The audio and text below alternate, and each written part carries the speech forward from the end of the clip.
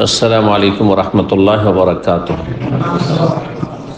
إن الحمد لله نحمده ونستعينه ونستغفره ونعوذ بالله من شرور أنفسنا ومن سيئات أعمالنا من يهده الله فلا مضل له ومن يضلل فلا هادي له وأشهد أن لا إله إلا الله وحده لا شريك له وأشهد أن محمدا عبده ورسوله صلى الله تعالى عليه وعلى آله وصحبه وسلم تسليما كثيرا. أما بعد فقد قال الإمام البخاري رحمه الله تعالى أبواب التطوع باب التطوع بعد المكتوبة. قال حدثنا مسدد قال حدثنا يحيى بن سعيد عن عبيد الله قال أخبرني نافع عن ابن عمر رضي الله عنهما قال صليت مع النبي صلى الله عليه وسلم سجدتين قبل الظهر وسجدتين بعد الظهر وسجدتين بعد المغرب وسجدتين بعد العشاء ওয়াসসাজদাতাইনি বাদাল জুমআহ ফাআম্মাল মাগরিব ওয়াল ইশা ফাফি বাইতিহি। সম্মানিত ভাতৃমণ্ডলী, আল্লাহ রাব্বুল আলামিনের প্রশংসা এবং প্রিয় নবী সাল্লাল্লাহু আলাইহি সাল্লামের উপর সালাত ও সালামের পর আজ মঙ্গলবার 18ই রবিউল আউয়াল 1445 হিজরি মোতাবেক 3রা অক্টোবর 2023 আমাদের ধারাবাহিক আলোচনা সহিহুল বুখারী থেকে। ইমাম বুখারী রাহিমাহুল্লাহ সহিহুল বুখারীর নফল সালাতের অধ্যায় বা পর্ব, নফল সালাতের পর্ব। আজকে ইনশাআল্লাহ তাআলা আমরা এই পর্বে যে অধ্যায়গুলি রয়েছে সবগুলি প্রায় শেষ করার আমরা চেষ্টা করব। খুব বেশি যেহেতু নেই, তো ইনশাআল্লাহ তাআলা আজকে একটি পর্বে ইনশাআল্লাহ তাআলা নফল সালাত বা সুন্নত নফল নামাজ সম্পর্কে আলোচনা বলছেন ইমাম বুখারী রাহিমাহুল্লাহ আবওয়াবুত তাতাওয়ু, নফল সালাতের অধ্যায় সমূহ। ইমাম বুখারী যেখানে লম্বা পর্ব সেখানে কিতাব শব্দ নিয়ে এসেছেন, যেমন কিতাবুত তাহাজ্জুদের আগে ছিল। তাহাজ্জুদ সম্পর্কে আমরা 4টি পর্বে শেষ করতে পারলাম, বেশ কিছু হাদিস, অন্তত আনুমানিক 40-এর কাছাকাছি বা কম বেশি হাদিস ছিল। কিন্তু আজকে যেহেতু অল্প অধ্যায় রয়েছে সেই জন্য বাবের বহু বচন আবওয়াব নিয়ে এসছেন। আবওয়াবুত তাতাওয়ু মানে গতকালকে আলোচনা করেছি নফল, ফরজ ছাড়া অতিরিক্ত যেসব সালাত, সে সুন্নতে মুআক্কাদা হোক, সুন্নাতে গায়ের মুআক্কাদা হোক, এমনি সাধারণ নফল হোক, এমনকি বেতর হোক, সবকে শামিল। যদি বেতরের আলোচনা এর আগে হয়ে গেছে, সেজন্য বিশেষভাবে অন্য অন্য যে সুন্নতগুলি রয়েছে, সুন্নতে রাতেবা অথবা এমনি নফল সালাত, তার মধ্যে একটি হচ্ছে সালাতুদ দুহা, চাষতের সালাত। এটাও নফল, যদিও নবী সাল্লাল্লাহু আলাইহি ওয়াসাল্লামের সুন্নত বলে সুন্নত, কিন্তু ফিকার ভাষায় সুন্নত হলেও ফরজের অতিরিক্ত, ফরজ নয়, ফরজ ছাড়া অন্য অন্য অতিরিক্ত সালাত। আতাতাও মানে অতিরিক্ত, স্বেচ্ছায় কোনো ভালো কাজ করা, গতকালকে আলোচনা করেছে। নফল মানে অতিরিক্ত জিয়াদা, এই জন্য তাতাও বলা হয়, নফল বলা হয়। তাতাও শব্দটি আমরা বাংলা ভাষীরা বুঝি না, কিন্তু নফল বুঝি, নফল সালাত। কিন্তু নফলটাকে আমরা সীমিত অর্থে বুঝি, সুন্নতগুলিকে আমরা নফল বলি না। নফল মানে সুন্নত নয়। 5 ওয়াক্ত সালাতের যে 10-12 রাকাত রয়েছে ওগুলোকে কেউ নফল বলেন না বাঙালিরা, হ্যাঁ, তাই না? তারপরে তাহাজ্জুদের সালাতকে নফল বলেন না, তাহাজ্জুদ নফল, অতিরিক্ত, ফরজের অতিরিক্ত। চাষতের নামাজকে সুন্নত বলেন কিন্তু নফল বলেন না, সেটাও নফল। আর এমনি এমনি আপনি পড়েছেন, 2 করে পড়েছেন, সেটাও নফল। জি, তো নফল শব্দটি বা তাতাও শব্দটি অত্যন্ত ব্যাপক। 29 নম্বর অধ্যায়, 29 নম্বর অধ্যায় নিয়ে এসছেন। কিসের জন্য? কারণ এর আগে আমাদের আলোচনা চলছিল কি সম্পর্কে? তাহাজ্জুদ সম্পর্কে। তো তাহাজ্জুদের সালাতগুলি কিন্তু নফল সালাত। তাহাজ্জুদের অধ্যায় হয়েছে 25টি, কিন্তু জানি না এখানে কেন এখানে 29 নাম্বার দিলেন? আল্লাহ তাআলা আলাম। নাম্বার যিনি দিয়েছেন, নাম্বার তো ইমাম বুখারী রাহিমাহুল্লাহ দিলেন। ইমাম বুখারী রাহিমাহুল্লাহ ছাত্ররাও নাম্বার দেন, হাদিসে কোনো নাম্বার ছিল না। হাদিসে নাম্বারিং করার বয়স হচ্ছে আজকে থেকে প্রায় 50-60 বছর। তার আগে কোনো নাম্বার টাম্বার ছিল না, কোনো হাদিসের কিতাবে নাম্বার ছিল না। আমরা যেহেতু হাদিস ফ্যাকাল্টিতে লেখাপড়া করেছি আমাদের ইউনিভার্সিটিতে, তখন আমাদের প্রফেসর প্রথম দিকেই আলোচনা যেটা করেছিলেন যে হাদিসের তারকিম মানে নাম্বারিংটা প্রথম করেছেন একজন মিশরের আলেম ফুয়াদ আব্দুল বাকি জি, আর তারপরে তার অনুসরণে তাকে ফলো করে অন্যরা আর অনেকে নাম্বারিং করেছেন। এই জন্য নাম্বারিং আবার কম বেশি দেখা যায়, কারণ নাম্বারিং করতে গিয়ে অনেকে একটা সনদ আছে আগের হাদিসের অনুরূপ, কিন্তু মতন নেই, মানে বিষয়বস্তু নেই, তো ওটাকে কেউ নাম্বার দিয়েছে কেউ নাম্বার দেয়নি, মনে করছে আগের হাদিস। জি, যার ফলে নাম্বার গণনাতেও কি হয়েছে, কম বেশি হয়েছে। এই জন্য দেখবেন তৌহিদ প্রকাশনী যেটা ছেপেছে তাতে নাম্বারিং করা আছে একটা হাদিসের অনুবাদের পরে। আধুনিক প্রকাশনী, বুখারী তো বাংলা কয়েকটা হয়েছে, আধুনিক প্রকাশনী নম্বর এইটা, ইসলামী ফাউন্ডেশনেরটার নম্বর হচ্ছে এত, আর তারপর আমাদের নম্বর হচ্ছে এত, বুঝতে পারছেন। মাক্তাবা শামিলা যেটা সিডির আকার এসছে ওটার সাথে মিল আছে তৌহিদ প্রকাশনীর। তারপর আবার একটা এসে হাদিস ফাউন্ডেশন না হাদিস পাবলিকেশন থেকে, যেটা এটা আমার নজরে এখনো আসেনি। যদি কেউ কোনো আল্লাহর বান্দা নিয়ে আসতে পারেন দেশ থেকে, তাহলে সেটা দেখলে বোঝা যাবে যে ওর নাম্বারিংটা কার সাথে মিলছে। তো যাই হোক, নাম্বারে কম বেশি আছে। তো এখানে অধ্যায় নম্বর কথা বলছিলাম, যে অধ্যায় নম্বর কত দিয়েছেন এখানে? 29 লিখেছেন। জি, 29 লিখেছেন। তো হচ্ছে গতকালকের সাথে যদি মিলিয়ে করে থাকেন, তো গতকালকের শেষ অধ্যায় নম্বর ছিল 25। এখানে ভুল করেছে, আল্লাহ মুস্তাআন। নাম্বারিং করতে গিয়ে ভুল করেছে। 28, তারপর 25 নিয়েছে, 27, 28, 26, এই যে 24, মাঝখানে 25 ছেড়ে দিয়েছে, 25টাকে পরে নিয়েছে। যেমন অধ্যায় নম্বরে ভুল করেছেন, কে ভুল করেছেন? যিনি এই কিতাবটা আপনার প্রিন্টেতে এমনি ভুল হয়নি যে কম্পোজ করেছে আমার কম্পিউটার, আজকাল তো লেখা কম্পিউটারে, একসময় হাতে লিখতে বলতাম যে কাতেবের ভুল। হ্যাঁ, আর কাতেব অনেক জায়গায় কাতেব এরকম হতো। আগের যুগে কিন্তু ছাপানোগুলো হাতে লিখতো, তারপরে সেটা কি হতো, ছাপানো হতো, জানেন কিনা, প্রিন্ট করা হতো। তো যে যার লেখা ভালো সেই না লিখবে কাতেব হবে। তো যে লিখতো সে অনেক সময় আরবি ভালো বুঝে না, কোরআন হাদিস বুঝে না, কিন্তু লিখেছে, হাদিসের কিতাব লিখছে, ফেরকার কিতাব লিখছে, কিন্তু সে বিষয়বস্তু তো বুঝে না। যেমন কম্পিউটারে যাদেরকে দিয়ে আমরা লিখা, একসময় যখন প্রথম কম্পিউটার, আসলে সবার কাছে কম্পিউটার ছিল না, প্রথম আমরা যে বইগুলো লিখেছি বা অনুবাদ করেছি, প্রথম বই অনুবাদ করেছি হুকমত তারিকুস সালাহ, সালাত ত্যাগের বিধান, তারপরে ইসলামী জীবন পদ্ধতি, এই দুটো বই আল কাসিমে বসে আমি অনুবাদ করেছি। আর কম্পিউটারে কম্পোজ হয়েছে রিয়াজে, আমাদের সৌদি ভাইয়েরা শেখেরা তারা নিয়ে এসে এখানে পয়সা দিয়ে কম্পোজ করে নিয়েছে, যার কাছে সেটা কম্পোজ করে সে একজন বাঙালি করেছে, কেউ সে তো ইসলাম সম্পর্কে জ্ঞান রাখে না।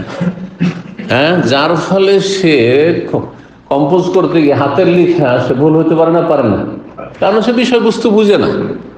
অনেক হয়তো ইসলামী টার্ম আছে, পরিভাষা আছে, বুঝে না, যার ফলে ভুল করতে পারে। এই জন্য আরবি থেকে প্রবাদ আছে, হ্যাঁ, আল কাতেব কাল হেমার,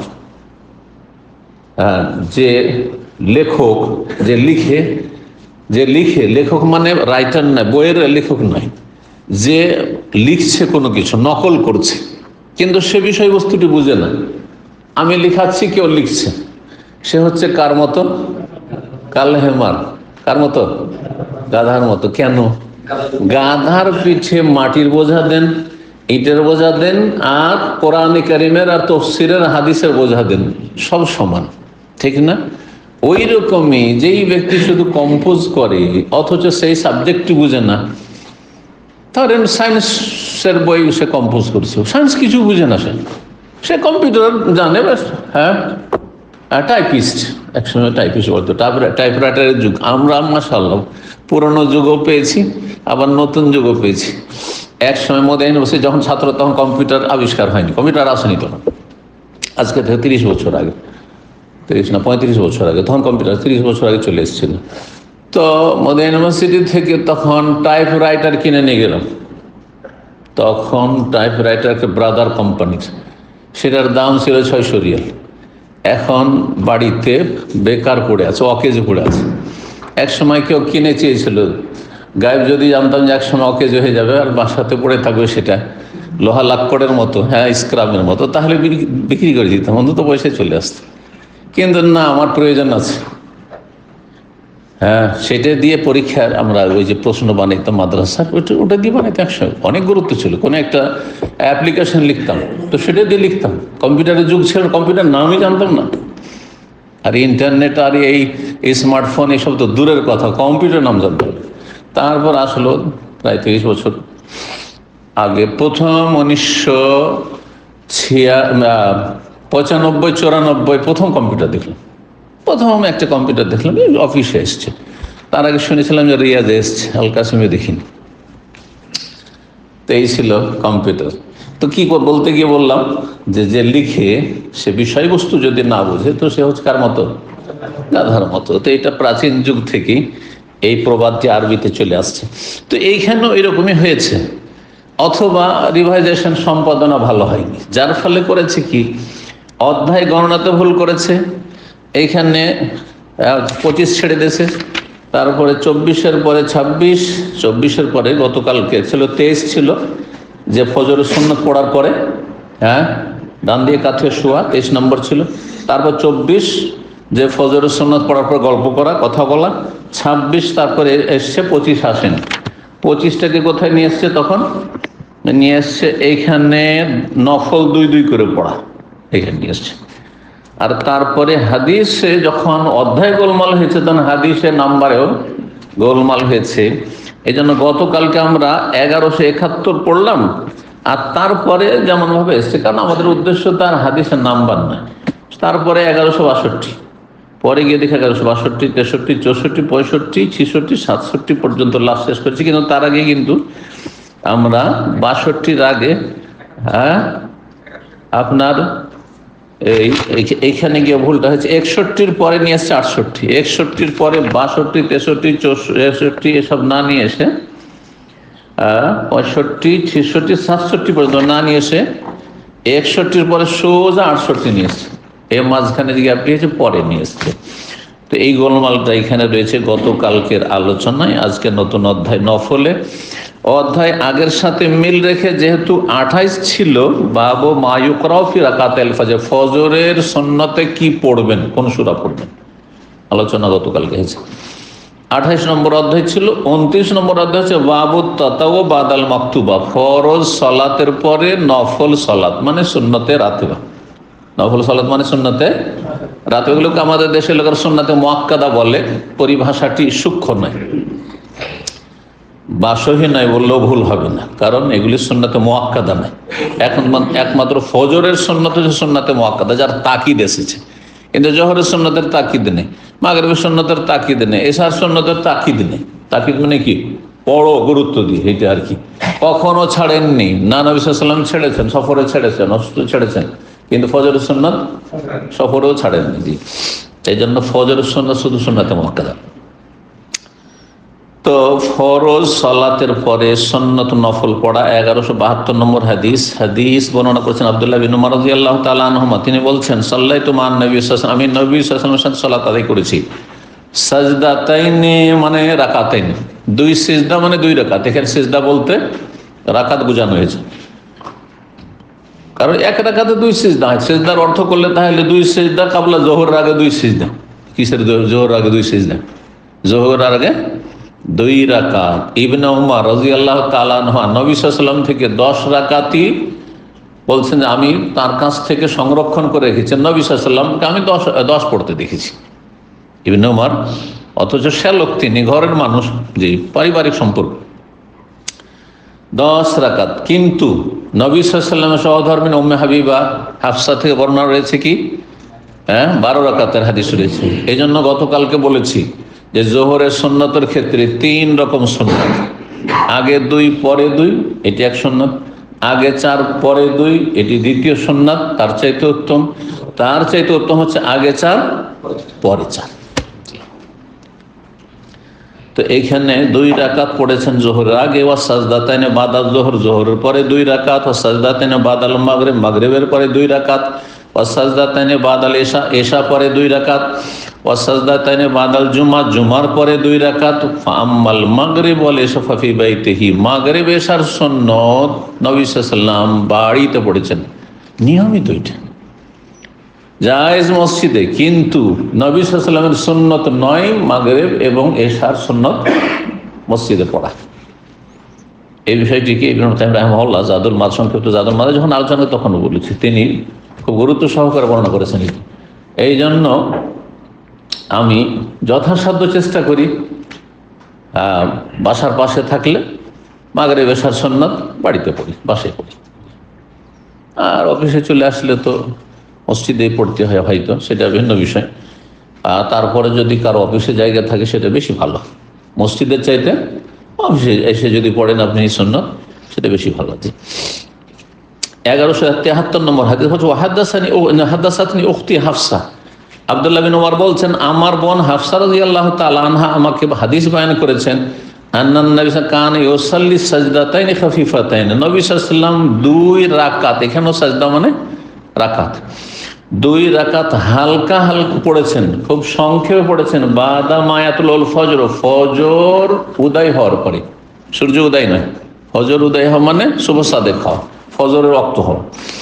ফজর রক্ত হলে, ফজর আজান হইলেই 2 রাকাত সুন্নতে মুআক্কাদা, এইটাকে সুন্নতে মুআক্কাদাও বলবেন, সুন্নতে রাতেও বলবেন। রাতেবা কাকে বলে? ফরজের আগে পরে যেসব সালাতগুলি রয়েছে সুন্নাত, এগুলো হচ্ছে রাতেবা, মানে নিয়মিত যেগুলো আদায় করা হয়। যেমন বাংলাদেশে, ইন্ডিয়াতে যে নিযুক্ত ইমাম থাকে মসজিদের, ওকে কি বলে? পেশ ইমাম। পেশ ফার্সি শব্দ, ফার্সির এত বেশি প্রভাব মোগল আমল থেকে, রাষ্ট্রীয় ভাষা ফার্সি যেহেতু ছিল, তো পেশ ইমাম মানে পেশ মানে আগে, কিন্তু উনি সব কাজে পেশ পেশ থাকেন, আমরা ব্যবহার করে থাকি। উর্দুতে তো আরো বেশি ব্যবহার হয়। পেশ মানে আগে, সামনে। পেশ ইমাম মানে যে ইমাম আমাদের সামনে সবসময়, মানে উনি নিয়মিত ইমাম, নিযুক্ত নির্ধারিত ইমাম। এটি কিন্তু আরবিতে পেশ মানে আগে, তো আগে মানে গুদ্দাম বল চলবে না, ইমাম রাতে নির্ধারিত বা নিযুক্ত ইমামকে কি বলা হয়? ইমাম রাতে, মানে নিয়মিত যিনি ইমামতি করেন। ঠিক তেমনি নিয়মিত যে সুন্নতগুলি পড়েন, এগুলি সুন্নতে রাতে হয়। এবার বুঝতে পেরেছেন? দুটো মিলালে বোঝা সহজ হয়ে যাবে। জি, কেন সুন্নতে রাতে এগুলিকে বলা হয়। জি, তো বলছেন হাফসা রাদিয়াল্লাহু তাআলা আনহা থেকে বর্ণনা করে তিনি, যে ফজর হইলেই 2 রাকাত পড়তেন। ওয়াকানা সাতান, আর সেই সময়টি ফজরের আজানের সময় বা তার আগে থেকে, ফজর একটু আগে আর ফজর পড়ে, ফজর আজানের পরে এখনো একামত হয়নি, এই সময়টাই এমন একটা সময়, লা আদখুলু বা লা, অন্য রিওয়ায়াতে রয়েছে লা ইউদখালু, লা আদখুলু, আমি প্রবেশ করতাম না, অথচ শালক, কিন্তু বোনের ঘরে ঢুকতাম না, কারণ এই সময় ঢোকা নিষেধ। 3টি সময় একেবারে নিজের ছেলে মেয়েরা যেন বাবা মায়ের ঘরে না ঢুকে, নাবালকরাও না ঢুকে, দাস দাসী না ঢুকে। কোরআনে কারীমের আয়াত রয়েছে সূরা নূরে, আল্লাহ রাব্বুল আলামিন ইরশাদ করছেন এই আয়াতে, ইয়া আইয়ুহাল্লাযীনা আমানু লিয়াস্তাযিনকুমুল্লাযীনা মালাকাত আইমানুকুম ওয়াল্লাযীনা লাম ইয়াবলুগুল হুলুমা মিনকুম, তোমাদের অধীনস্থ যারা, অর্থাৎ দাস দাসী রয়েছে, এবং যেসব ছেলে মেয়েরা নাবালক নাবালিকা, ওয়াল্লাযীনা লাম ইয়াবলুগুল হুলুমা মিনকুম, যাদের এখন স্বপ্নদোষ হয়নি, 7 বছর 8 বছর বাচ্চা কিন্তু বুঝে, যদি মা বাবা সহবাসা থাকে, ছেলে বুঝে নেবে, 5 বছর 6 বছর 7 বছরের বাচ্চা, যদিও সাবালক হয়নি, 8 বছর বাচ্চা বুঝবে, কিন্তু 2 বছর 3 বছর হলে সমস্যা নেই, 5 বছর 6 বছর হলে আজকালকার ছেলেরা বুঝবে, তাই না? ওয়াল্লাযীনা লাম ইয়াবলুগুল হুলুমা মিনকুম, তোমাদের মধ্যে থেকে যারা সাবালক সাবালিক হয়নি, তারাও সালাসা মাররাতিন, মানে 3 বার যাতে করে অনুমতি নেই, তারপরে ঢুকে, এমনি ঢুকবে না। অন্য সময় বাপের ঘরে মায়ের ঘরে ঢুকতে পারে, জি ঢুকতে পারে, সকালবেলা, সকাল 8টা 9টা 10টা।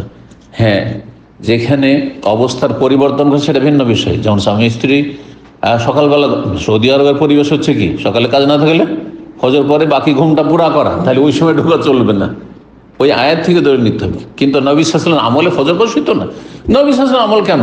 আমরা সারা জীবন দেশে কখনো ফজর পর ঘুমাইনি, যা ঘুমাবো রাত্রে ঘুমিয়েছি, আর জোহর থেকে আসো, ঠিক কিনা?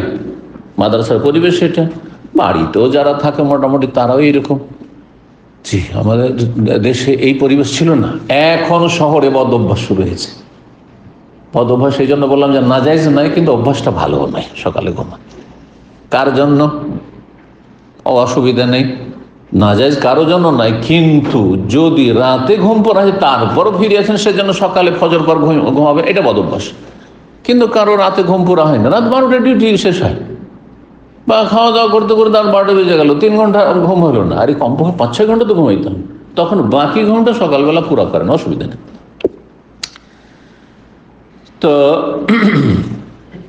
এই সময়টাই, হ্যাঁ 3টি সময় কি, একটি হচ্ছে সালাসু মাররাতিন মিন বাদে সালাতিল ইশা, একটা হচ্ছে আয়শার সালাতের পরে, আর একটি সময় মিন ক্বাবলি সালাতিল ফজর। আল্লাহ বলছেন আগে ফজরের কথা, মিন ক্বাবলি সালাতিল ফজর, ফজরের সালাতের আগেখানে। ফজর সালাতের আগে আজান একামত মাঝখানে হইতে পারে, আবার ফজরের আজানের আগেও হইতে পারে।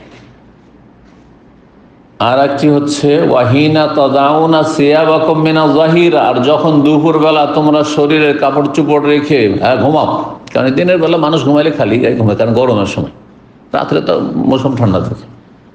শরীরে কাপড় রাখার কথা মানে আপনি নিজের ঘরে ঘুমাচ্ছেন, হ্যাঁ স্বামী স্ত্রী ঘুমাতে যাচ্ছেন, দুপুরবেলা ঘুমানো, দুপুরবেলা স্বামী স্ত্রী ঘুমাচ্ছে, জোহর থেকে আসর মাঝখানে ঘুমানো কায়রুলা আরবিতে বলা হয়। জি, জোহর পর হয়ে গেল, ফজর আগেখানে হয়ে গেল, আর ওয়ামিমবাদে সালাতিল এশা, আর এশা পরে এশার পরে মা বাবা রুমে চলে গেছে, আর ছেলে নখ না করে অনুমতি না নিয়ে ঢুকে পড়লো, না, নিষেধ। বাচ্চাদেরকে শিখিয়ে দিতে হবে, কচি কাচাদেরকে শিখিয়ে দিতে হবে যে 3টি সময় ঢোকা নিষেধ। আল্লাহ বলছেন সালাসু আওরাতিন লাকুম, আল্লাহ বলছেন আবার তাগিদ করে, এই 3টি সময় তোমাদের মান-ইজ্জতের সময়। হ্যাঁ, মান-ইজ্জত ঢেকে রাখতে হবে, কারণ মানুষের সহবাসের প্রয়োজন কখন, বা সহবাসের জন্য ফ্রি হয় কখন, এই 3টি সময়। এক হচ্ছে এসা পরে সারাদিন যারা এদিকে সেদিকে বাইরে ঘুরেছেন, হ্যাঁ যুবকদের, বুড়োদের কথা বলছে না, যুবকদের কথা, হ্যাঁ, বা যাদের প্রয়োজন প্রতিদিন তাদের কথা বলছে, সবাই নাও হইতে পারে। আর একটা হচ্ছে যে হয়তো রাত্রে এসা পরে ক্লান্ত ছিল, শুয়ে গেছে, কিন্তু এখন ঘুম পুরা হয়ে গেছে ফজর আগেখানে, এটা একটা সহবাসের সময়। হ্যাঁ, বা আজানে কামত সময় আছে, এখন তো ঘুমটা ভেঙেছে, হ্যাঁ, তো এই সময় এটাও হইতে পারে সময় মানুষের। ঠিক, এই জন্য ফজর বলতে দুটো কি সময়। আর অনেকে রাতের সময় নেই, রাতে এত মেহনত পরিশ্রম করে এসে ঘুমায় যে এসে স্ত্রীর সাথে কথা বলারই সময় নেই, আস্তে আস্তে চোখ বন্ধ। তাহলে হিনা তাযাওয়ানা সিয়াবাকুম মিনাজ যাহিরা, দুপুরবেলা সমস্যা হতে পারে মানুষের, বা দিনের রাতে হইলে দুপুরবেলায় সাধারণত যখন স্বামী স্ত্রী নির্জনতায় যাচ্ছে বিশ্রামের জন্য, এই 3টি সময়ের কথা আল্লাহ কোরআনে কারীমে বলে দিয়েছেন সূরা নূর। জি, তো এই তার মধ্যে একটি সময় বলছেন, এই সময়টা ফজরের সময় আমি নবী সাল্লাল্লাহু আলাইহি ওয়াসাল্লামের কাছে প্রবেশ করতাম না, অথচ বয়স 13-14 বছর। খন্দকের যুদ্ধের সময় 15 বছর হয়েছে, ওহদের যুদ্ধে 14 বছর, সেই জন্য তাকে নেননি নবী সাল্লাল্লাহু আলাইহি ওয়াসাল্লাম, যে না তুমি এখনো জিহাদের ময়দানে যাওয়ার যোগ্য হনি, তুমি সাবালক হনি। আর আরেকটি সময় উকবা বিন মুসা বিন উকবা বর্ণনা করেছেন নাফিকে, বাদাল এশা ফি আহলিহি, এশা পরে যখন পরিবারের সাথে নবী সাল্লাল্লাহু আলাইহি ওয়াসাল্লাম থাকতেন, তখন এশা পরে আমরা আর ঘরে ঢুকতাম না, বোনের ঘরে। 30 নম্বর অধ্যায়, 29 পরে 30 আসলো, বাবু মাল্লাম ইয়াতাতাওয়া বাদাল মাকতুব। এই অধ্যায় হচ্ছে কোন ব্যক্তি যদি ফরজ সালাতের পরে সুন্নত নফল না পড়ে, সুন্নতের রাতে বা সুন্নত, কিন্তু যদি না পড়ে গুনাহ হবে। সঠিক মত হচ্ছে গুনাহ হবে না। আমাদের সব মানুষরা মনে করে সুন্নাত না পড়লে গুনাহগার সাব্যস্ত করার জন্য অকাট্য স্পষ্ট দলিল লাগবে, দলিল নেই আমাদের কাছে। কিন্তু এই কথা বলার মানে এই নয় যে সুন্নত ছাড়া শুরু করবেন, হ্যাঁ, কারণ সুন্নতগুলি যদি হেফাজত করেন তো আপনার ফরজের কোয়ালিটি আরো ভালো হবে। আগে পড়লেন পরে পড়লেন তাহলে মাঝখানটা সুন্দর হবে, কিন্তু যত সুন্দর কোয়ালিটি হবে তত বেশি নেকি পাবেন ফরজে। তারপরে এই সুন্নত সালাতগুলির অনেক নেকি রয়েছে। নবী সাল্লাল্লাহু আলাইহি ওয়াসাল্লাম স্পেশাল জান্নাতে ঘরের কথা বলেছেন, কেউ যদি দিনে রাতে 12 রাকাত সালাতের হেফাজত করে, মানে নিয়মিত আদায় করে, তো এইসব ফজিলত থেকে বঞ্চিত থাকবেন। একটি সিজদার অনেক অনেক নেকি রয়েছে, ফজিলত রয়েছে। কিয়ামতের দিনে তখন আক্ষেপ করবেন আমি সুন্নতগুলি কেন পড়েন।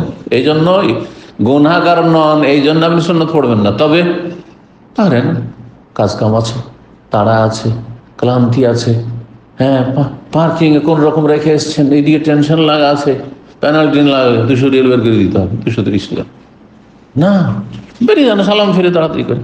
জি, 1174 নম্বর হাদিস। হাদিস আব্দুল্লাহ বিন আব্বাস রাদিয়াল্লাহু তাআলা আনহুমা থেকে শুনেছেন তার ছাত্র আবু শাসা জাবের, সামেতু আবু শাসা জাবের, তার নাম ছিল জাবের। তিনি আমরা শুনেছেন তার থেকে, আর তিনি শুনেছেন ইবনে আব্বাস থেকে। কালা সাল্লাতু মা রাসূলিল্লাহি সামানিয়ান জামিয়ান, আমি রাসূলুল্লাহ সাল্লাল্লাহু আলাইহি ওয়াসাল্লামের সাথে একবার একসাথে 8 রাকাত পড়েছি, মানে 4 4 8, জোহর আসর কত, 4 4 8 রাকাত।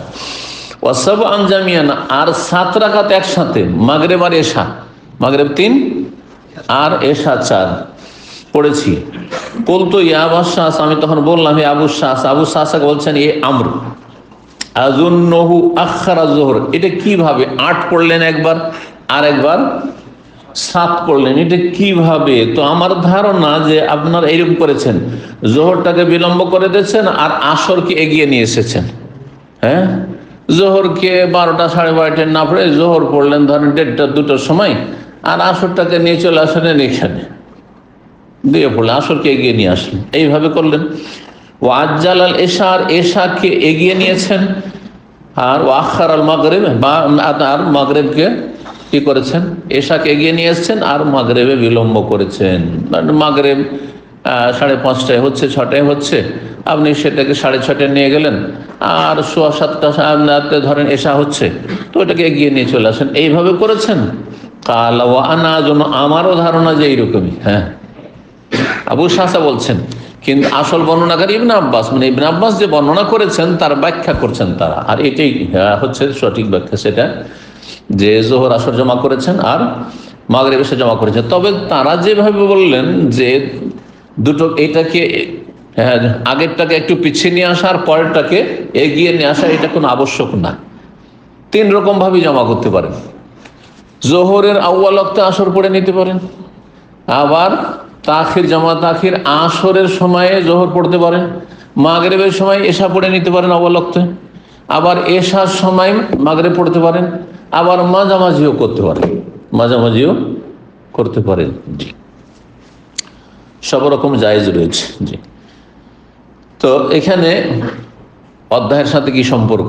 অধ্যায় কি রয়েছে যে সুন্নত পড়লেন না, দেখেন 8 রাকাত পড়লেন জোহর আসর, আর মাগরিব এশা 7 রাকাত পড়লেন, মাঝখানে সুন্নতগুলি, জোহরের সুন্নত পড়লেন না, তারপরে মাগরিবের পরে সুন্নত পড়লেন না, এশা পরে পড়লেন না, 8 আর 7, বুঝা গেছে না? বিশেষ করে সফরে থাকলে তো নয়, কিন্তু এখানে সফরে না, সফর হলে কসর করতেন, তাহলে বলতেন না যে 8 আর 7, তাহলে এটা সফরে ছিল না, সফরে ছিল না, আবার জমা করেছেন, তাহলে কি হতে পারে? বর্ষা বৃষ্টি ছিল, বর্ষা বৃষ্টি ছিল, অথবা নবী সাল্লাল্লাহু আলাইহি ওয়াসাল্লাম একবার মদিনায় একদিন করেছেন, একদিন শুধু করেছেন, মিন গায়রি খাউফিন ওয়ালা মাতার, তিরমিজিতে হাদিসটি রয়েছে, ভয়ও ছিল না দুশমনের আর বৃষ্টিও ছিল না, তারপর জোহর আসর জমা করেছেন, মাগরিব এশা জমা করেছেন। এই একটি ঘটনা শুধু একদিনে রয়েছে। তখন জিজ্ঞেস করছেন সাহাবীকে যে নবী সাল্লাল্লাহু আলাইহি ওয়াসাল্লাম কেন এটা করলেন, জোহর আসর একসাথে জমা করে নিলেন, অথচ কোনো অসুবিধা নেই, কোনো ওজর নেই, মাগরিব এশা জমা করে নিলেন একদিন, এরকম কেন করলেন? উত্তরে তিনি বলেছেন আল্লাহ ইউহরে যা উম্মতাহু, উম্মতকে যাতে করে কষ্টে না ফেলেন, মানে মাঝে মধ্যে কখনো যদি জরুরি হয়ে যায়, তাহলে বৃষ্টি ছাড়া, শত্রুর ভয় ছাড়া, তারপরে ঝড় তুফান ছাড়া, সফর ছাড়াও, অসুস্থতা ছাড়াও করতে পারেন। অসুস্থতা নাই কিন্তু ক্লান্তি আছে, হতে পারে। আপনি ট্রানজিটে সফর করে এসছেন, অথবা যারা বড় দেশে ভারতে থাকে, বেরিয়েছে 48 ঘন্টা কোনো ঘুমই নেই, ধরেন 2 দিন 3 দিন হয়ে গেল কোনো ঘুম নেই, এরকম ক্লান্ত অবস্থা, অসুস্থ না কিন্তু ক্লান্ত আছে। এখন যদি বলেন জানো তোকে জোহরের সময় জোহর পড়তে, আসরের সময় আসর, মাগরিবের সময় মাগরিব, এশার সময় এশা, তো অনেক সময় মুশকিল হয়ে যাবে। দিন হচ্ছে সহজ, তো এইরকম ক্ষেত্রগুলিতে ব্যবহার করা যায়, কিন্তু এমনি নয় যে আমি প্রতিদিন অভ্যাস করে নিচ্ছি, চলো আমি তাড়াতাড়ি ঘুমিয়ে যাব, সেই জন্য মাগরিবের সময় এশা পড়িনি, না জায়েজ নয়, হবে না, হবে না। আসল হচ্ছে যে সালাতের জন্য একটি শর্ত হচ্ছে দখুলুল ওয়াক্ত, ওয়াক্ত প্রবেশ করা, ওয়াক্ত শুরু হওয়া। এই শর্ত অতক্ষণ পর্যন্ত আপনি বাদ দিতে পারেন যতক্ষণ পর্যন্ত বিশেষ কোনো ওজর না থাকবে। যেমনটা বললাম যে অনেক সময় ক্লান্তি থাকতে পারে, অসুস্থতা ছাড়া, জি, প্রয়োজন থাকতে পারে, জি। 31 নম্বর অধ্যায় হচ্ছে বাবু সালাতুল যুহা ফিস সফর। এই অধ্যায় হচ্ছে সফরে চাস্তের সালাত পড়া। চাস্ত ফার্সি ভাষা, এটা আমাদের দেশের লোকেরা বেশি বুঝে, সেজন্য চাস্ত বললাম, কিন্তু আমরা যদি আরবিতে বলি তো ইসলামী পরিভাষাটি বেশি বহাল থাকবে, এটাই ভালো। সালাতুল দোহা, দোহা কাকে বলা হয়? দোহা সকাল সূর্য উঠা এবং দুপুরের মাঝামাঝি সময়টাকে দোহা বলা। অদোহা ওয়াল্লাইলি ইযা সাজা, পূর্বাহ্ন যেটাকে বলা হয়, হ্যাঁ, দুপুর হওয়ার আগের সময়টা, সকাল 8টা থেকে শুরু করে 10টা 11টা, এই সময়টা ধরেন, এই সময়টা হচ্ছে দোহার। যদিও তার আগেও জায়েজ, পরে জায়েজ, দোহার জন্য লম্বা সময় রয়েছে ইনশাআল্লাহ তাআলা। যেহেতু আজকে হাদিস বেশি আছে, হাদিসগুলো শেষ করবো, সেই জন্য এই বিষয়ে আগামী বৃহস্পতিবারে সালাতুল দোহার সময় বিস্তারিত আলোচনা করব। সালাতুল দোহার সময় সূর্য ওঠার 15 মিনিট পর থেকে শুরু করে যখন সালাত বৈধ শুরু হয়ে যায়, সূর্য ওঠার টাইমটা যে লেখা আছে এসা, ওই সময়ের পরে 15 মিনিট, তারপর থেকে শুরু করে সূর্য মাথার উপর আসার 10 মিনিট আগ পর্যন্ত, এই লম্বা সময়ের যে কোনো জায়গায় পড়লে, যে কোনো সময় পড়লে এই সালাতের নাম হচ্ছে সালাতুল দোহা বা চাস্তের নামাজ, জি। সালাতুল দোহা সফরে পড়বেন কিনা? সফরে নবী সাল্লাল্লাহু আলাইহি ওয়াসাল্লাম সুন্নতে রাতেও পড়েননি, ফরজের আগে পরে সুন্নত পড়েননি, কিন্তু সালাতুল দোহা পড়া সুন্নত, পড়তে পারেন, কোনো অসুবিধা নেই। এইরকমই তাহাজ্জুদ পড়তে পারেন, তাহাজ্জুদ আর সালাতুল দোহা পড়বেন, কিন্তু সুন্নতে রাতে হওয়ার ক্ষেত্রে উত্তম হচ্ছে না পড়া। কিন্তু কে পড়লে জায়েজ কিনা, ওলামারা বলছেন জায়েজ আছে। কেউ যদি বলে যে আমি সফরে সুন্নত পড়ব, বিশেষ করে মোবারক জায়গায় গেলে, মক্কা মদিনা গিয়েছেন, সবাই পড়ছে, চারিদিকে সালাম ফেরার পরে সুন্নত পড়ছে, আর আপনি বলছেন আমি তো সফরে 2 দিনের জন্য 1 দিনের জন্য মক্কা এসেছি, আমি সুন্নত পড়বো না, তার চাইতে ভালো পড়ে নেন মোবারক জায়গায়, মোবারক জায়গায় নফল পড়ছি, সমস্যা নেই, জায়েজ আছে, কোনো অসুবিধা নেই। এই জন্য সুন্নত রাতে বা না পড়াই সুন্নত, কিন্তু পড়লে জায়েজ, এই মতটি সঠিক। যারা মাকরুহ বলেছেন না, ঠিক না। 1175 নম্বর হাদিস বর্ণনা করেছেন মুআররিখ, বলছেন কুলতু লিবনে উমর রাদিয়াল্লাহু আনহুমা, আব্দুল্লাহ বিন উমর রাদিয়াল্লাহু আনহু বললাম, আতুসাল্লি দুহা, আপনি কি দোহার সালাত পড়েন? কাল আল্লাহ, আমি পড়িনি।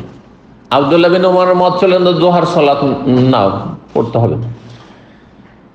কুলতু ফা উমর, আপনার আব্বা উমর পড়েন? কারণ উমর রাদিয়াল্লাহু তাআলা আনহু, হ্যাঁ, এই উম্মতের তৃতীয় ব্যক্তি রাসূলুল্লাহ সাল্লাল্লাহু আলাইহি ওয়াসাল্লাম, আবু বকর, তারপরে ওমর। আপনার আব্বা পড়েন? আল্লাহ, তিনিও পড়েন নাই। কুলতু আবু বকর, আবু বকর পড়েছেন, এই উম্মতের দ্বিতীয় ব্যক্তি। আল্লাহ, কুলতু ফান নবী সাল্লাল্লাহু আলাইহি ওয়াসাল্লাম, নবী সাল্লাল্লাহু আলাইহি ওয়াসাল্লাম পড়েছেন? আল্লাহ, ইখালুহু, আমি মনে করি না যে তিনি পড়েছেন। লা ইখালুহু, যে আমরা খেয়াল বলি শব্দটি, খেয়াল কিন্তু আরবি শব্দ, বাংলা করে দিয়েছে, মনে হচ্ছে আমার খেয়ালে নেই ভাই, হ্যাঁ হ্যাঁ,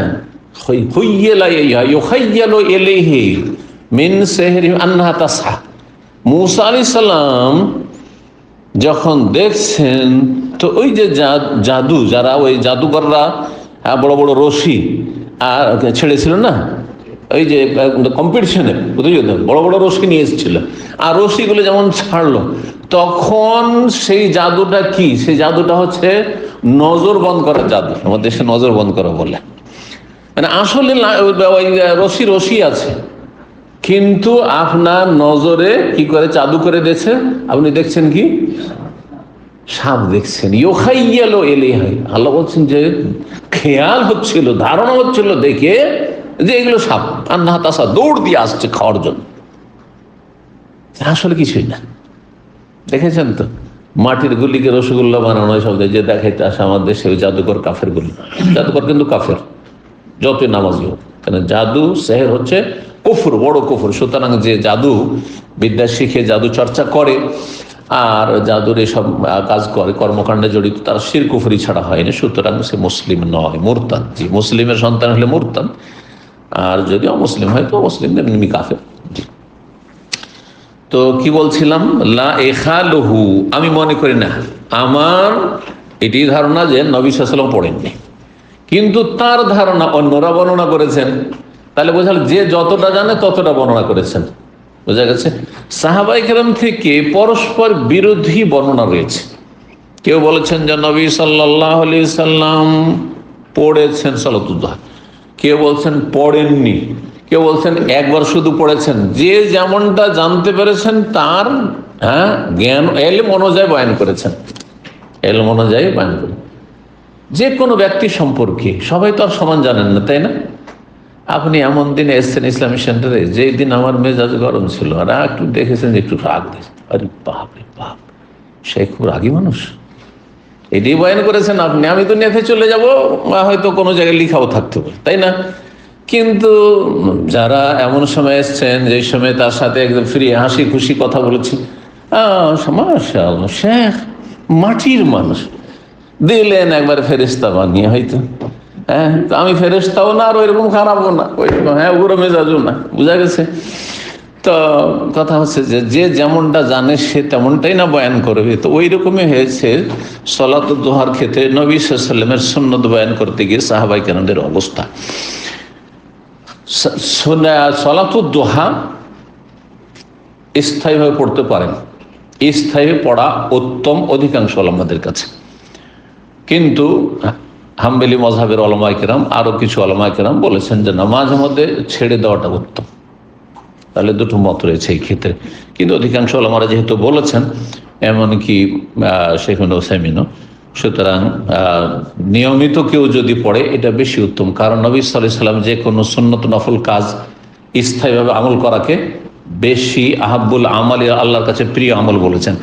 1176 নম্বর হাদিস বর্ণনা করছেন ইবনে আবি লাইলা, তিনি বলছেন মা হাদাসানা আহাদুন আন্নাহু রাআন নবী সাল্লাল্লাহু আলাইহি দুহা গায়রা উম্মে হানি, আমাদেরকে কেউ হাদিস বয়ান করেননি যে তিনি নবী সাল্লাল্লাহু আলাইহি ওয়াসাল্লামকে দোহার সালাত, চাষতের সালাত পড়তে দেখেছেন একমাত্র উম্মে হানি ছাড়া। হানির মা, উম্মে হানি মানে হানির মা। তো উম্মে হানি কে ছিল? নবী সাল্লাল্লাহু আলাইহি ওয়াসাল্লামের চাচাতো বড় বোন, বয়সে নবী সাল্লাল্লাহু আলাইহি ওয়াসাল্লাম বড়। উম্মে হানি কার আপন বোন? তাহলে কার বোন? আলী রাদিয়াল্লাহু তাআলার বোন। উম্মে হানি বিনতে আবি তালেব আর আলী ইবনে আবি তালেব। উম্মে হানি বর্ণনা করেন, উম্মে হানির বাড়িতে মক্কা বিজয়ের বছর, মক্কা বিজয়ের সকালে নবী সাল্লাল্লাহু আলাইহি ওয়াসাল্লাম কি করেছেন? সালাতুদ দুহা, চাষতের সালাত 8 রাকাত পড়েছেন। যারা বলছেন যে নবী সাল্লাল্লাহু আলাইহি ওয়াসাল্লাম সফরে পড়েছেন আর 8 রাকাত, তারা বলেছেন সালাতুদ দুহা। আর কেউ কেউ বলেছে এটা শুকরানা সালাত ছিল, এই টেনে শুকরানার নামাজ কেউ কেউ এখান থেকে নিয়েছেন, কিন্তু কোন হাদিসে নেই যে নবী সাল্লাল্লাহু আলাইহি ওয়াসাল্লাম মক্কা বিজয় উপলক্ষে শুকরানার নামাজ পড়েছেন।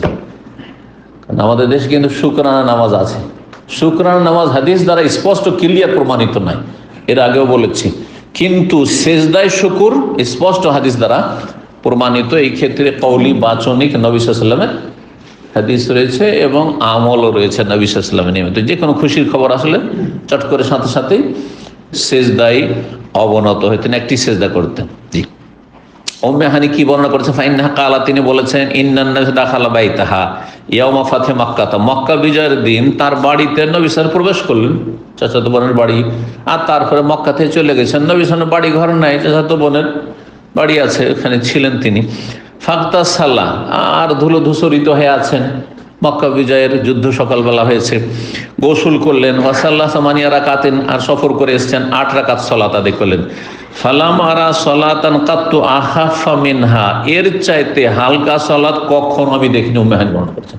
মানে খুব সংক্ষেপে পড়লেন, শর্ট সালাত পড়লেন, কিন্তু আজকালকার দেশীয় শর্ট নয় আবার। গায়রা আন্নাহু ইউতিম্মুর রুকু ওয়াস সুজুদ, এই জন্য বলছেন তবে এটা মনে করিয়েন না যে রুকু সিজদাতে বাস মুরগির ঠোকর, বরং তিনি রুকু সিজদা পূর্ণ করেছেন।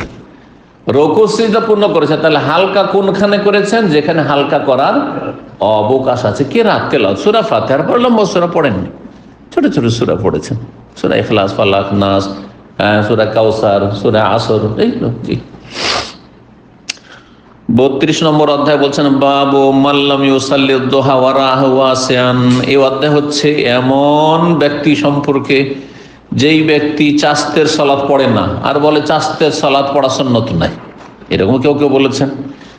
ওয়ারাহু ওয়াসিআন, আর যে মনে করে যে কেউ পড়লে পড়ুক আর না পড়লে না পড়ুক, হ্যাঁ, এই ক্ষেত্রে শরীয়তে প্রশস্ততা রয়েছে। ওয়াসিআ মানে হচ্ছে প্রশস্ততা, প্রশস্ততা রয়েছে।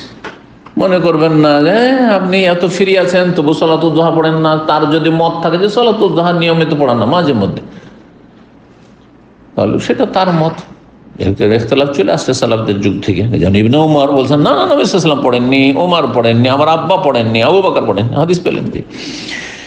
কেউ কেউ এরকমটা বলেছেন, আর অন্যরা বলেছেন না, নিয়মিত পড়বেন, এটি উত্তম। আর এটি অধিকাংশ ওলামাদের ফতোয়া। 1177 নম্বর হাদিস মায়েশা রাদিয়াল্লাহু তাআলা আনহা বর্ণনা করেছেন। তিনি বলছেন মা রাআইতু রাসূলুল্লাহ সাল্লাল্লাহু আলাইহি ওয়াসাল্লাম সাব্বাহা সুবহাতাদ দুহা, নবী সাল্লাল্লাহু আলাইহি ওয়াসাল্লামকে কখনো সলাতুদ দুহা পড়তে দেখিনি, কখনো সলাতুদ দুহা চাস্তের নামাজ পড়তে দেখিনি। কে বলছেন? মায়েশা। তাহলে আব্দুল্লাহ বিন ওমরও বললেন যে না, পড়েননি তিনি। আর মা আয়েশা রাদিয়াল্লাহু তাআলা আনহা তিনিও বলছেন নবী সাল্লাল্লাহু আলাইহি ওয়াসাল্লাম আমি কোনোদিন সালাতুদ দুহা পড়তে দেখিনি। এর উত্তর যারা বলছেন না, নবী সাল্লাল্লাহু আলাইহি ওয়াসাল্লাম পড়েছেন, নিয়মিত পড়েছেন, প্রতিদিন এমনটা নয় হয়তো, কিন্তু মাঝে মধ্যে পড়েছেন।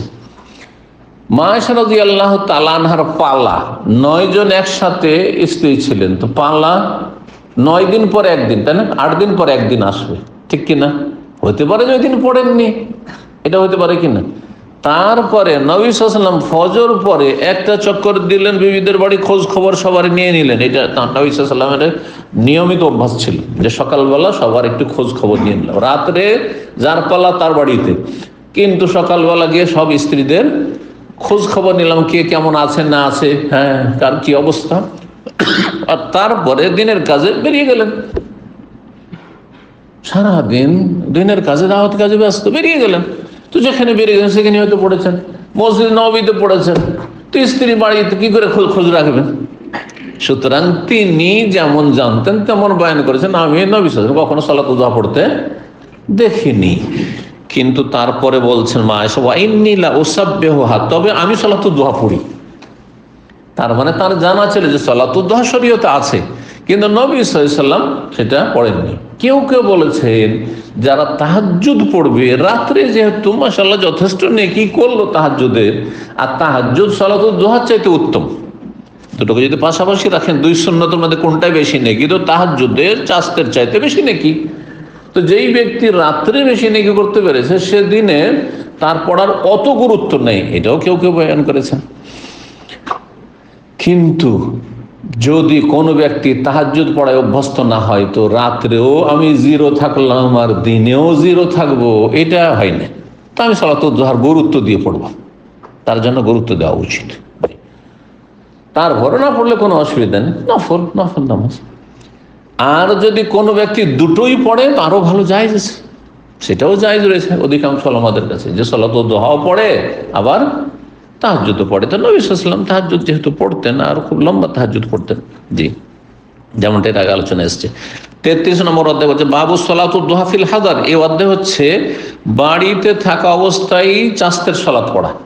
যেমন সফরে পড়েছেন নবী সাল্লাল্লাহু আলাইহি ওয়াসাল্লাম, মক্কা বিজয়ীতে সফর ছিল, ঠিক তেমনি বাড়িতে পড়া। কালাহু ইতবান মিন মালিকিন আনিন নবী সাল্লাল্লাহু আলাইহি ওয়াসাল্লাম, ইতবান মিন মালিক রাদিয়াল্লাহু তাআলা আনহু সাহাবী বর্ণনা করেছেন নবী সাল্লাল্লাহু আলাইহি ওয়াসাল্লাম থেকে, যে নবী সাল্লাল্লাহু আলাইহি ওয়াসাল্লাম তার বাড়িতে সকালবেলা গেলেন, হাদিস আসছে, আর গিয়ে বলেন যে কোন জায়গায় তুমি চাও যে তোমার বাড়িতে নামাজ পড়ে দেবো। তো এক জায়গায় নামাজ পড়ে, সেটা কি ছিল? সালাতুল দুহা, চাস্তের সালাত ছিল, অন্যের বাড়িতে পড়েছেন। তো এটা মদিনাতেই ছিল, এই জন্য হাদার বাড়িতে মকিম অবস্থায় আর কি, হাদার মানে মকিম অবস্থায়।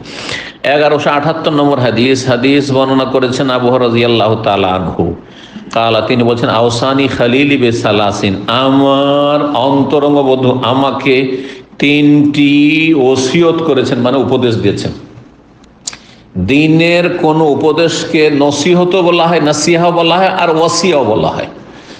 আর ওসিয়ত ধন সম্পদের সাথে সম্পৃক্ত যেটা, সেটা সম্পর্ক হচ্ছে পার্থিব বিষয়ের সাথে, যদিও সেটা দিনের বিষয়, সেটা হচ্ছে ধন সম্পদের সাথে সম্পর্ক, যে আমার ইন্তেকালের পরে অমুক অমুককে বা অমুক প্রতিষ্ঠানে এই দিয়ে দিও, এই দিয়ে দিও। এটার নাম কি? ওসিয়ত। বেঁচে থাকা অবস্থায় জীবদ্দশায় বলে যাওয়া যে আমার ইন্তেকালের পরে করিও, সেটা হচ্ছে ওসিয়ত। জীবদ্দশায় যদি করে দেয় কেউ, যে বেঁচে থাকতে নিজেই আমি মাদ্রাসায় দিয়ে দিলাম 2 বিঘা জমি, হ্যাঁ, ইসলামী সেন্টারে দিয়ে দিলাম, অমুককে দিয়ে দিলাম, তাহলে এটার নাম তখন ওসিয়ত থাকলো না, দিয়ে দিলাম, তখন এটার নাম হেবা। এই ভাষাগুলি কিন্তু আমাদের দেশে আছে, আইন কারণ আছে না। হেবা মানে দান, হেবা পত্র, জি, দানপত্র। ওয়াহাবা ইয়াহাবু থেকে হেবা, রব্বে হাবলি, রব্বে গুফিরলি, ওয়াহাবলি মুলকান, রব্বানা হাবলানা মিন আজওয়াজিনা, ওই যে হেবা থেকে হাবলানা, দান করো আল্লাহ আমাদেরকে, মিন আজওয়াজিনা ওয়া যুররিয়াতিনা, জি, ওখান থেকে হেবা, হেবা মাজদার। তো মুকিম অবস্থায় এই পড়া সম্পর্কে, সালাতুদ দুহা সম্পর্কে কি বলছেন? হাদিস নিয়ে এসেছেন। হাদিসটি আবু হুরায়রা বলছেন, আমাকে আমার অন্তরঙ্গ বন্ধু কি করেছেন? 3টি ওসিয়ত করেছেন। লা আদাহুন্না, আমি কখনো ছাড়বো না, কারণ তিনি আমাকে ওসিয়ত করেছেন। হাত্তা আমুত, আমি যতদিন না মরে যাব, মরে যাওয়া পর্যন্ত, আমি শেষ পর্যন্ত আমি কোনোদিন ছাড়বো না, কারণ নবী সাল্লাল্লাহু আলাইহি ওয়াসাল্লামের ওসিয়ত। জি, কি ওসিয়ত ছিল? সওম সালাসা আইয়ামিন কুল্লি শাহর, প্রত্যেক মাসে 3টি করে সিয়াম পালন করা, যে কোনো দিনে হইতে পারে, সেটা যে কোনো দিনে হইতে পারে, জরুরি না যে আইয়াম বিজে হইতে হবে। আইয়াম বিজের হাদিস সহিহ বুখারী মুসলিমে নেই, অন্য রিওয়ায়াতে রয়েছে সুনান কিতাবাদিতে। সুতরাং এই 3টি রোজা যে কোনো দিনে যদি রাখেন চলবে, যদিও শুক্রবার শুধু খাস করে আর শনিবার, এই 2টো দিন নিষেধ করা হয়েছে। বাকি যদি সোমবার, রবিবার, মঙ্গলবার, বুধবার, এগুলোতে রাখা অসুবিধা নেই। কিন্তু যদি শুক্রবার রাখতে হয়, তার সাথে একদিন মিলিয়ে রাখতে হবে। জুমার দিনে রাখতে হয়, তাহলে তার সাথে বৃহস্পতিবার অথবা এতে রাখতে। একমাত্র কারো যদি ছুটির দিন বললে আমিও আগে পরে পারছি না, কিন্তু মাঝে মাঝে আমি নফল রাখবো, মারা বলেছেন যায় না, সেরকম পরিস্থিতি হইলে। তো যাই হোক, 3টি রোজার জন্য আইয়ামে বীজ মানে চাঁদের 13, 14, 15 জরুরি নয়, কিন্তু ওই হাদিসের উপরে আমল করতে গিয়ে যদি কেউ রাখে তো বেশি ভালো, বেশি ভালো। কিন্তু নেকি একই সময় 3 দিন রাখলে গোটা মাসে 3 10 30 পেয়ে গেলেন, সেটা 13, 14, 15 হইতে পারে, অন্য সময় হইতে পারে। জি, ওয়াসলাতুদ দুহা, আর চাস্তের সালাতের ওসিয়ত করেছেন। ওয়া নাউমিন আলা বিতরিন, আর বেতর পরে ঘুমানো, কারণ জানতেন আবু হুরায়রা রাদিয়াল্লাহু তাআলা আনহু দুর্বল ক্ষীণ মানুষ ছিলেন হয়তো, আর ঘুম বেশি ছিল। আমরা অনেক ছাত্র ভাইদের জানি যে ঘুম বেশি। নবী যদি বলে তুমি তাহাজ্জুদ পড়ো, তোমাকে ওসিয়ত করছি, তো তাহাজ্জুদ তার জন্য মুশকিল হবে, তাহাজ্জুদের জন্য উঠা। কিন্তু তাকে যদি বলে যে তুমি বেতর পড়ে শুয়ে যাও আর সকালবেলা সালাতুদ দুহা পড়িও, তো এটা যুক্তিসঙ্গত, ঠিক কিনা বলেন? তো ওই রকম। কিন্তু যদি কাউকে দেখা যায় যে না মাশাআল্লাহ ঘুম খুব হালকা, তাহলে ওকে সালাতুদ দুহার কথা বলবো না, তাহাজ্জুদ পড়ো বলবো। এইরকম নবী সাল্লাল্লাহু আলাইহি ওয়াসাল্লাম মানুষ বুঝে কি করেছেন? ওসিয়ত করেছেন। এক লোক আসলো, আসার বলছে ইয়া রাসূলুল্লাহ আওসিনি, আমাকে কিছু ওসিয়ত করেন। কোন ওসিয়ত করলেন? শুধু একটি কথা, কি? লা তাগদাব, রাগ দেখায়ও না। আর কিছু বলেন ইয়া রাসূল, লা তাগদাব, রাগ দেখায়ও না বেশি, লা তাগদাব, বেশি রাগ করিও না। ভাষ্যকারগণ বলছেন তাই নবী সাল্লাল্লাহু আলাইহি ওয়াসাল্লাম লোকটিকে ব্যক্তিগতভাবে জানতেন যে রাগ বেশি, রাগ কন্ট্রোল করতে পারে না, এই জন্য এই ওসিয়তে বেশি প্রয়োজন। তো যার যেমন রোগ তাকে সেই রকমই ঔষধ দিতে হবে, বোঝা গেছে কিনা? জি হ্যাঁ, এই শিক্ষা এই সব হাদিস থেকে পাওয়া যায়। তো নবী সাল্লাল্লাহু আলাইহি ওয়াসাল্লাম দেখছেন যে আবু হুরায়রা তাহাজ্জুদ তো পড়তে পারবে না, তো সালাতুদ দুহা পড়ো তুমি, সালাতুদ দুহা পড়ো। সব ইবাদত সবার জন্য সুবিধাজনক নয়। অনেকের জন্য দান করা সহজ, কিন্তু রোজা রাখা, সিয়াম পালন করা কঠিন। আবার অনেকের জন্য এই একটা পয়সা দিতে তার জান কেটে যাবে, জীবন বেরিয়ে যাচ্ছে, মনে হচ্ছে 10টা টাকা যদি বের করে দেয় তাহলে। কিন্তু ওকে বলেন যে তোমাকে প্রতি সপ্তাহে 3টে করে রাখতে হবে, অসুবিধা নেই, একদিন পর একদিন রাখবো, দাউদ আলাইহিস সালাম রোজা রাখবো, পয়সা তো লাগবে না, ঠিক না? আবার অনেকের জন্য নামাজ ভারী, কিন্তু দান খেয়রাত 500 রিয়াল বের করে দিয়ে দিবে, কিন্তু নামাজের কথা বললেন না, খুব ভারী লাগে, ইমান এত দুর্বল। তো রোগ এক একজনের এক এক রোগ রয়েছে, ফরজে এটা চলবে না, কিন্তু নফলের ক্ষেত্রে ঠিক আছে, আপনি তাজ পারেন না, অসুবিধা নেই।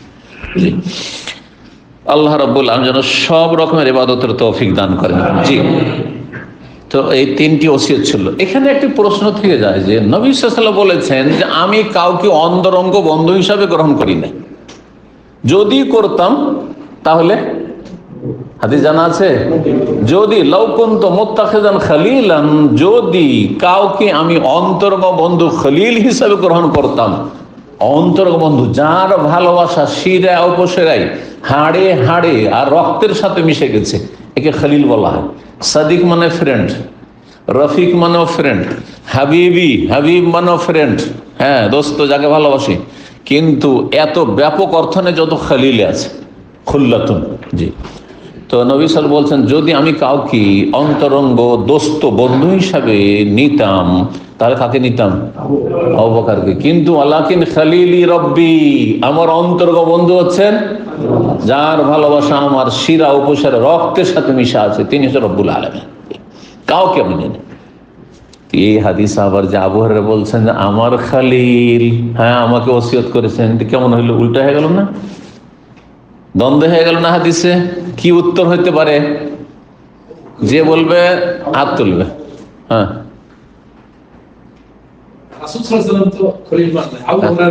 হ্যাঁ হ্যাঁ, তার মানে কখনো কখনো উভয় পক্ষ থেকে ভালোবাসা এই রকমের পর্যায়ে নাও হইতে পারে, এক পক্ষ থেকে হইতে পারে।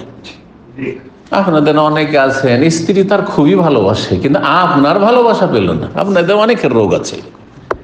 আবার অনেকের বিপরীত আছে, এত ভালোবাসেন স্ত্রীকে, কিন্তু এই স্ত্রীর ভালোবাসা পেলেন না আপনি। হয় না? হয় না? তো নবী সাল্লাল্লাহু আলাইহি সাল্লাম সবাইকে ভালোবাসতেন, কিন্তু অন্তরঙ্গ ভালোবাসা, সর্বোচ্চ মানের ভালোবাসা, যেই ভালোবাসা একমাত্র রবের সাথে, মাহবুদের সাথে খাস ছিল, এই কথা বলেছেন নবী সাল্লাল্লাহু আলাইহি সাল্লাম। কিন্তু সাহাবীরা সবাই নবী সাল্লাল্লাহু আলাইহি সাল্লামকে অন্তরঙ্গ বন্ধু হিসাবে এবং অন্তর থেকে ভালোবাসতেন। নবী সাল্লাল্লাহু আলাইহি সাল্লামের ভালোবাসা তাদের শিরা উপশিরা রক্তের সাথে মিশে ছিল, এই জন্য তাদের সবার খালিল। জি, সবার খালিল। তো কোনো দ্বন্দ্ব নাই। তাহলে 1179 নম্বর হাদিস, হাদিস বর্ণনা করছেন অনেকগুলি হাদিস, মনে হয় আজকে শেষ করা যাবেও না, তাড়াহুড়া করে শেষ করার কোনো প্রয়োজনও নেই নাকি।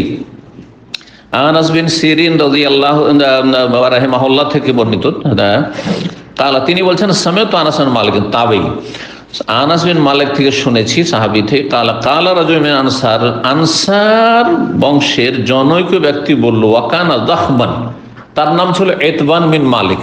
ইতবান বিন মালিক তাওহীদ লা ইলাহা ইল্লাল্লাহর ফজিলতের যে হাদিস বর্ণনা করেছেন, কিতাবুত তাওহীদ যে হাদিসটি প্রসিদ্ধ হাদিস রয়েছে, লা ইলাহা ইল্লাল্লাহর ফজিলত।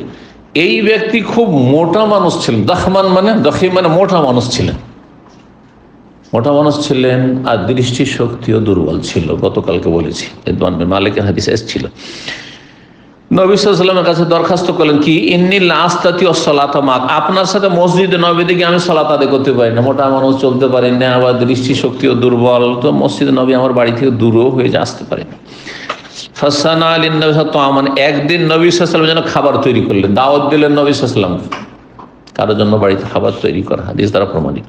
ফাদাহু ইলা বাইতি, বাড়িতে দাওয়াত দিলেন। ওয়ানাদাহু তারফা হাসির মিমাইন, তার বাড়িতে একটি চাটাই ছিল, সেটা পানি, তাতে পানি ছিটিয়ে দিলেন পরিষ্কার পরিচ্ছন্ন করার জন্য।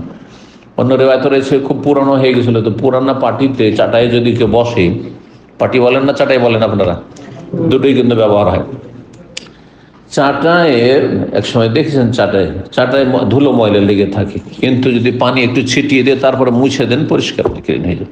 যেমন টেবিল মুছে দেন, আজকাল তো মাশাআল্লাহ স্প্রে এসছে, কিন্তু কিছু না থাকলে কি পানি ছিটিয়ে দিলেন, তারপরে মুছে দিলেন, পরিষ্কার হয়ে গেল, ঠিক না? তো ওই করলেন। ফাসাল্লা আলাইহি রাকাত, 2 রাকাত সালাত আদায় করলেন রাসূলুল্লাহ সাল্লাল্লাহু তার বাড়িতে। ফাকালা ফুলান ইবনুল জারুদ, অমুকের ছেলে অমুক, হ্যাঁ জারুদের ছেলে, মানে জারুদের ছেলের ছেলে, নাতি, হ্যাঁ পোতা, তার নাম কি ছিল? আব্দুল হামিদ ইবনুল মুনজির বিন জারুদ।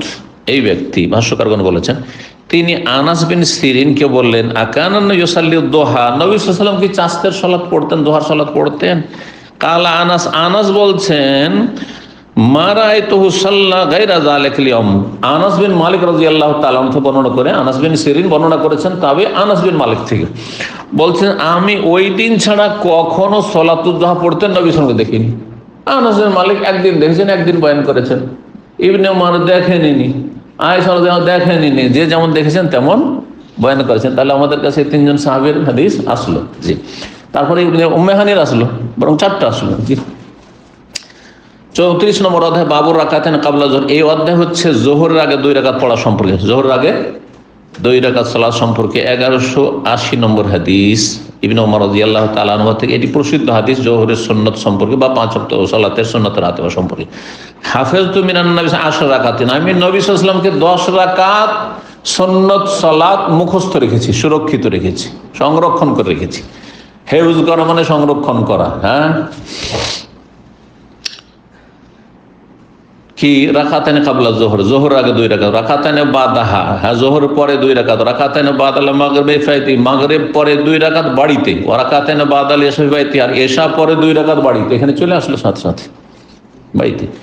ওয়া রাকাতানে কাবলা সালাতুস সুবহ, আর ফজরের সালাতের আগে 2 রাকাত। ওয়া কানা সাআতান, ওয়া কানাত সাআতান বা কানাত সাআতুন, এই সময়টি এমন হয়তো ফজরের আগের সময়টি বা ফজরের সুন্নাত, ফজরের আযান ইকামতের সময়টি, লা ইউদখালু আলা নবী ফিহা, এই সময় কেউ নবী সাল্লাল্লাহু আলাইহি ওয়াসাল্লামের কক্ষে প্রবেশ করতো না। কারণ গোসল ফরজ থাকলে গোসল করবে এই সময়, আর গোসল করবে আর সেই সময় আপনি তার বাড়িতে ঢুকবেন বাসাতে, যদিও কাছের লোক হোক। তো এই সময়টা এক কথায় এই সময়টা নির্জনতার সময়। জি, এই জন্য কারো রুমে ঢোকার ক্ষেত্রে পারমিশন নিতে হবে, বাড়ির লোক হলেও। জি, 1181 নম্বর হাদিস, হাদিস হাফসা রাদিয়াল্লাহু তাআলা আনহা বর্ণনা করেছেন, কাকে? ইবনে উমরকে।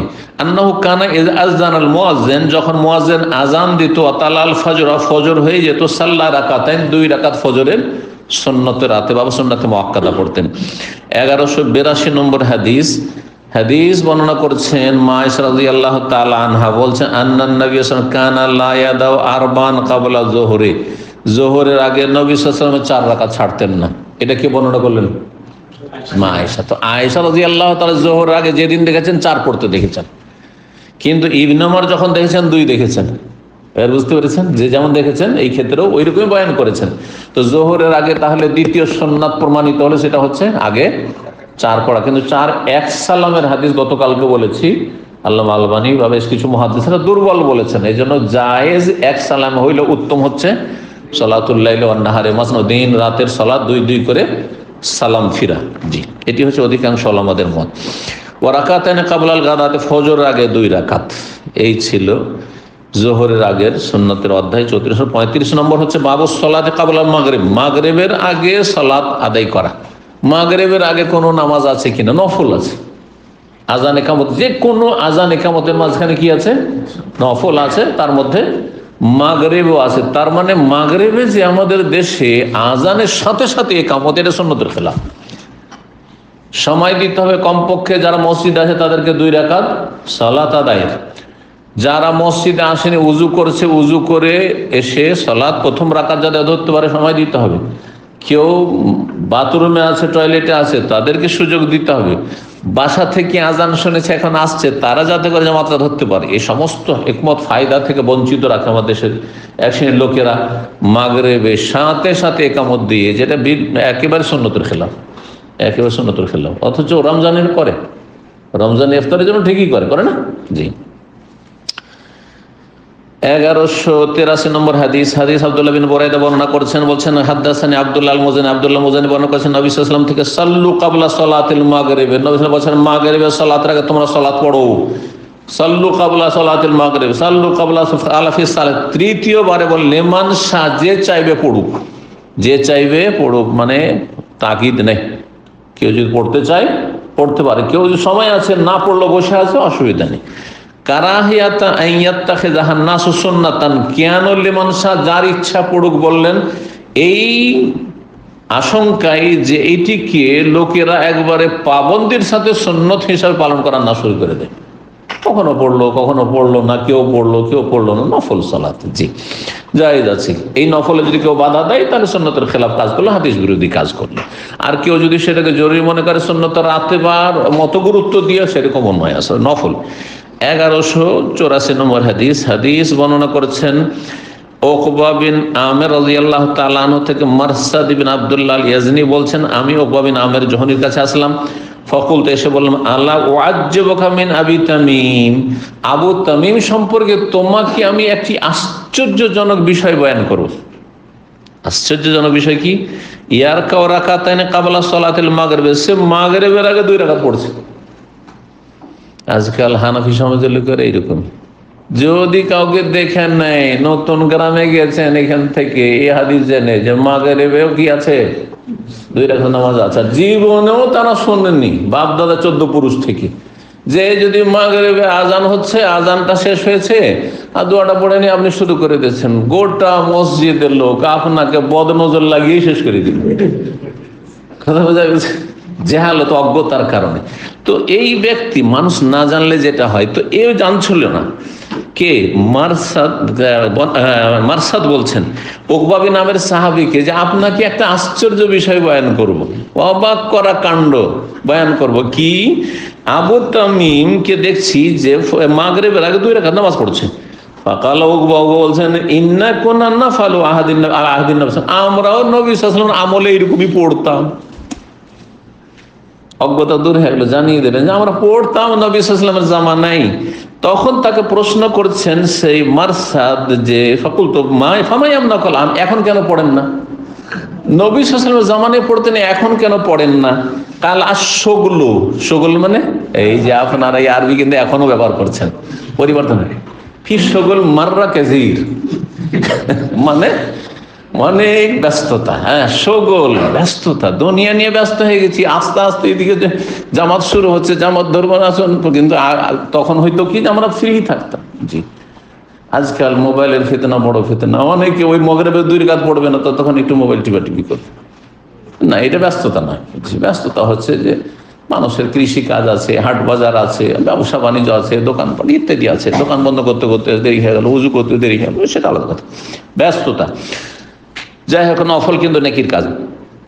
36 নম্বর অধ্যায় বাবু সলাতিন নওয়াফিলে জামাত। এই অধ্যায় হচ্ছে নফল সলাত জামাত সহকারে আদায় করা। সুন্নত নফল মাঝে মধ্যে জামাত করা যায়, গতকালকে বলেছি।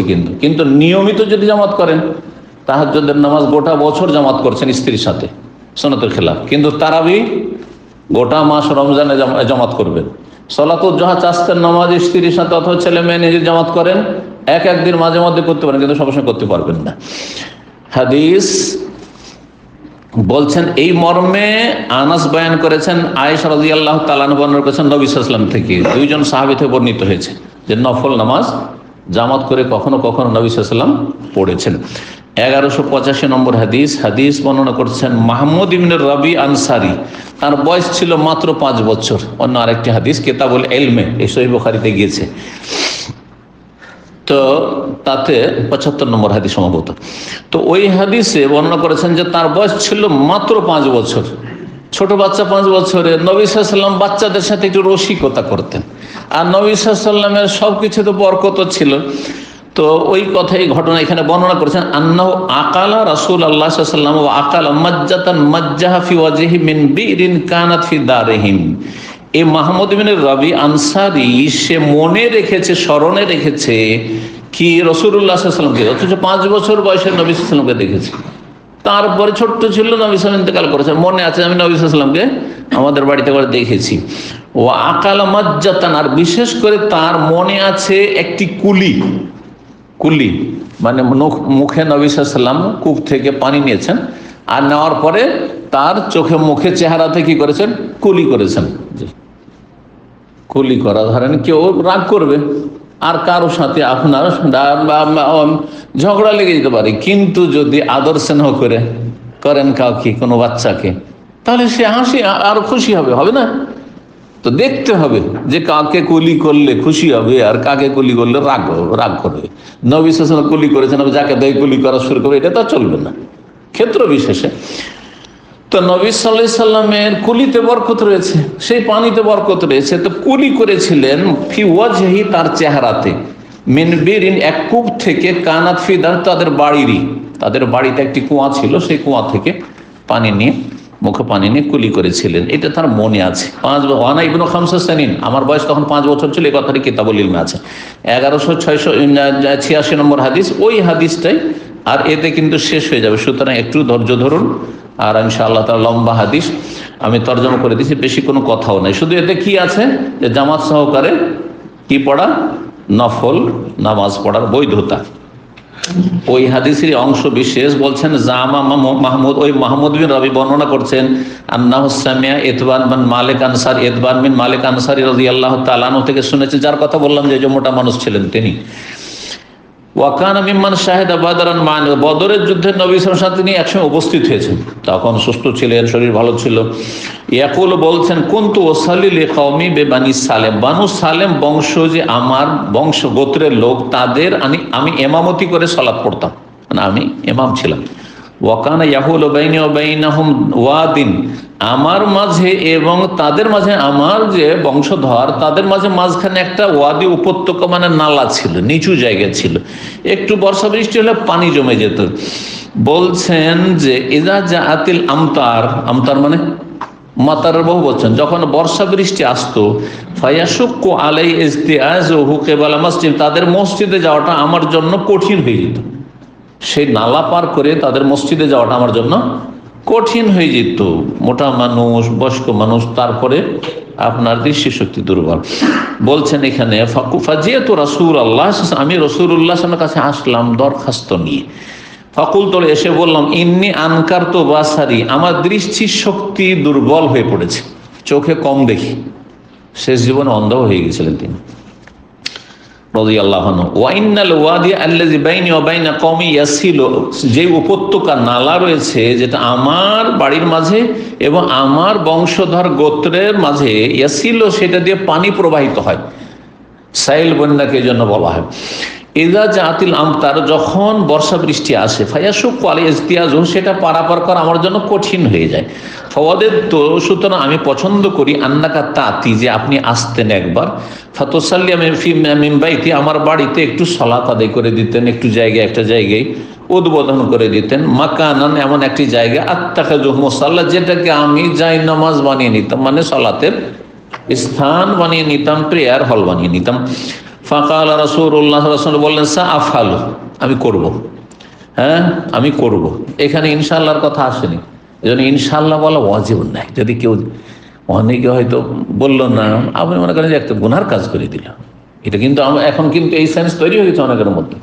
ইনশাআল্লাহ বলা সুন্নাত, ইনশাআল্লাহ না বলেও যদি এখানে ইনশাআল্লাহ আছে যথেষ্ট।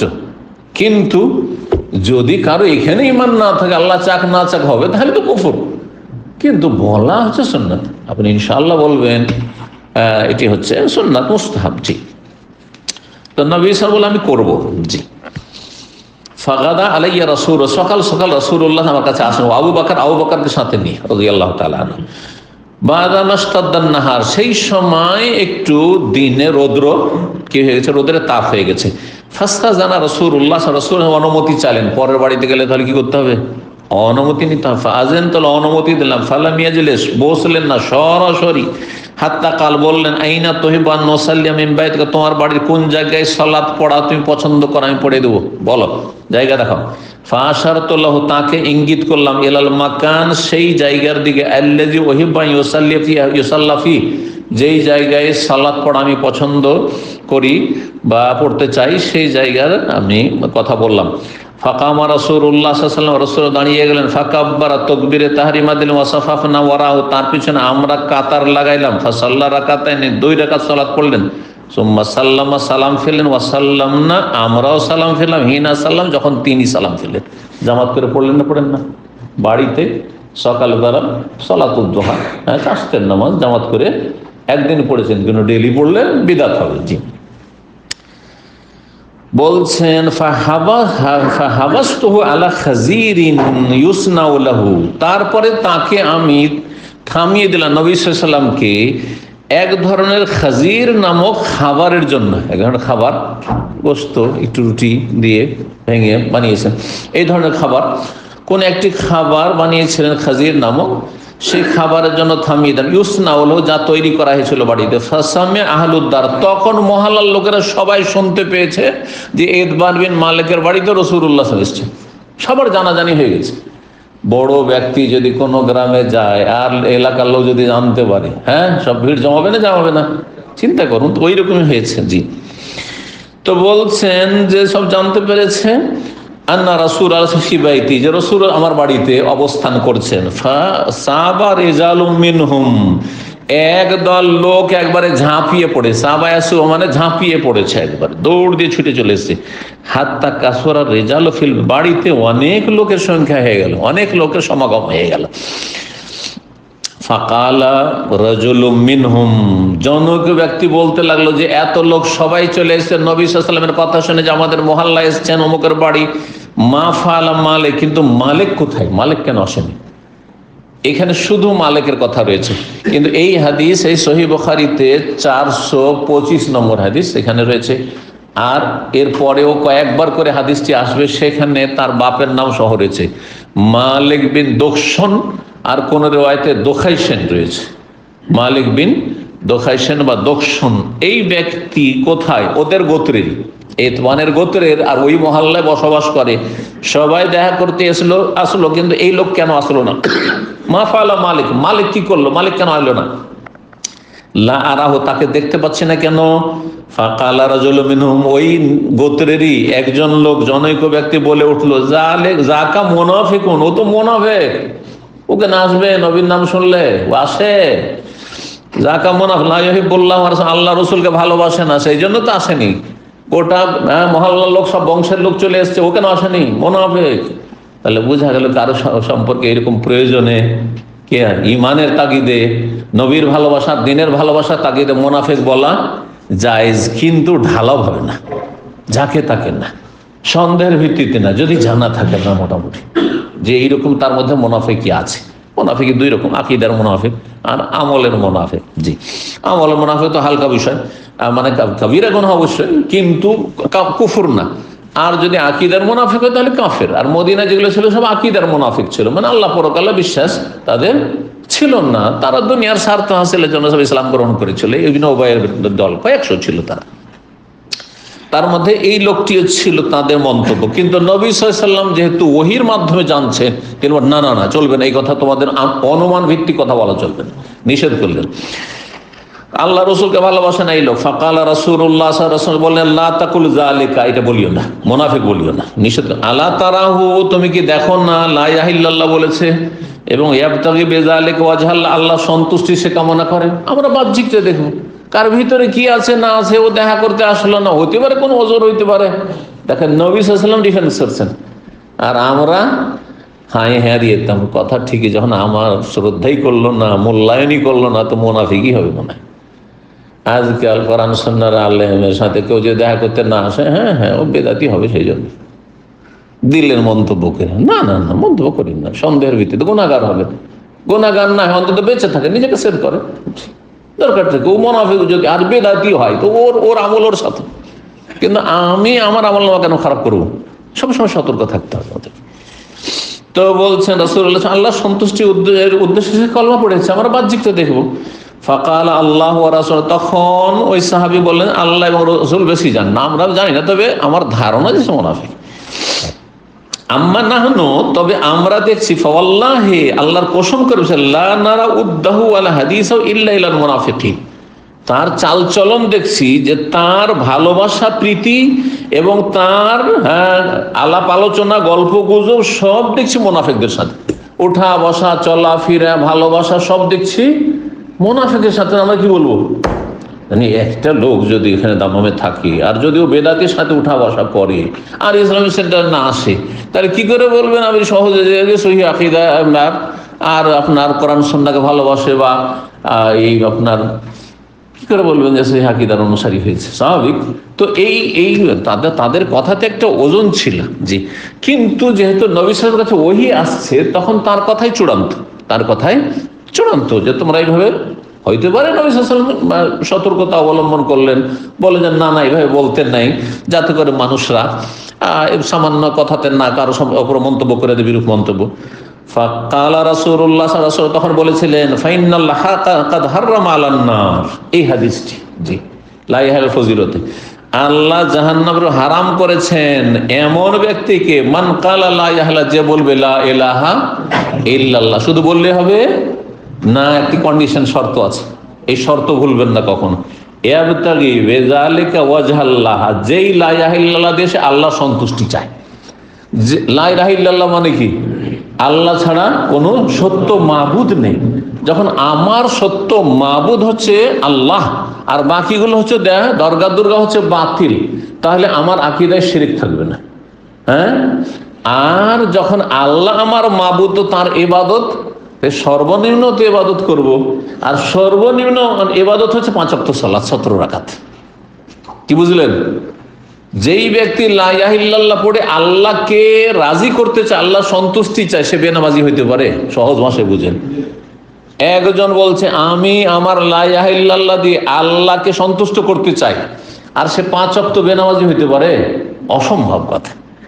এই জন্য এই হাদিসের ব্যাখ্যাই হচ্ছে যে তোমার মাবুদ তো সর্বনিম্ন, মিনিমাম ইবাদত কোথায়? মিনিমাম ইবাদত হচ্ছে 5 ওয়াক্ত সালাত, 5 বার আল্লাহর সামনে হাজিরা দেওয়া। যদি আপনি বলেন যে আমি অমুককে ভালোবাসি, অথচ তার সাথে আপনি যোগাযোগ রাখেন না, তা আপনার ভালোবাসাতে সততা আছে না? মোটেই সত্যতা নেই, মিথ্যুক আপনি। ঠিক ওই রকমই, জি।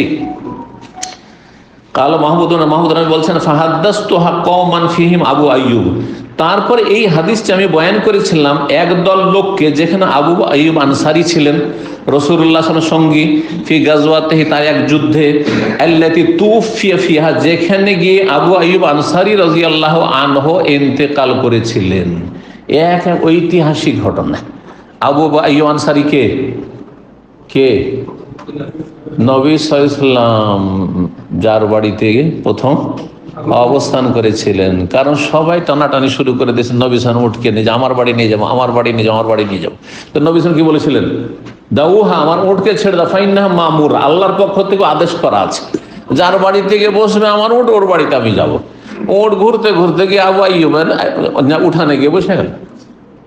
এ আবু আইয়ুব আনসারী রাদিয়াল্লাহু তাআলা আনহু, তিনি এক সময় মুআবিয়া রাদিয়াল্লাহু তাআলা আনহুর খেলাফত আমলে তার ছেলে ইয়াজিদ প্রধান সেনাপতি, ইয়াজিদ যে পরে খলিফা হলেন, তিনি ইয়াজিদের নেকির মধ্যে এই একটি নেকির কথা হাদিসে পাওয়া যায় যে তিনি যুদ্ধ করার জন্য রোমে গেছেন। তখনকার রোমের মধ্যে তুরস্ক ছিল, যেখানে বর্তমান ইস্তাম্বুল, ইস্তাম্বুল বলেন নাম, প্রাচীন নাম, হাদিসের নাম কুস্তুনতুনিয়া। তো সেটা কিন্তু জানেন যে তুরস্ক দুটো ভাগ, তুরস্কের একটা ভাগ হচ্ছে ইউরোপ, এখনো কিন্তু ইউরোপের অংশ, অনেকে জানেন না মনে হয় না, আরেকটা অংশ হচ্ছে এশিয়া, জি। তো এই তুরস্কের যে ইস্তাম্বুল, এটাকে তখন কি বলা হতো? তখনকার যুগে রোম বলা হতো, যে বৃহৎ রোম, যে পূর্ব ইউরোপ মিলে ছিল।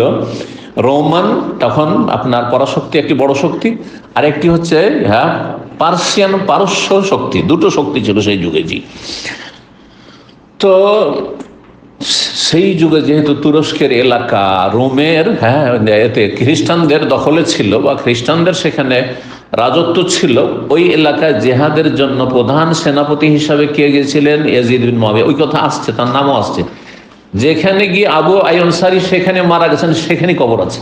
তাহলে তুরস্কের ইস্তাম্বুলে আবু আইয়ুব আনসারীর কবর আছে রাদিয়াল্লাহু তাআলা, জেহাদে গিয়ে সেখানে ইন্তেকাল হয়েছে। বলছেন ওয়াজিদুনা মুআবিয়া আলাইহিম, সেই যুদ্ধে ইয়াজিদ বিন মুআবিয়া তাদের প্রধান সেনাপতি, আলাইহিম মানে তাদের আমির ছিলেন, তাদের নেতা ছিলেন। ছেলেকে খলিফা নিজেই নেতৃত্ব দিয়ে পাঠিয়েছিলেন জিহাদের জন্য। তখনকার রাজা বাদশারা জিহাদের জন্য, আল্লাহর কালেমাকে উঁচা করার জন্য নিজের ছেলেকে পাঠাইতেন প্রধান সেনাপতি করে। আর তাদের সম্পর্কে আমরা মনে করি যে আজকালকার শাসক চাইতেও মনে হয় খারাপ ছেলেরা, অনেকে ধারণা করে না, জেহাদে গেছে।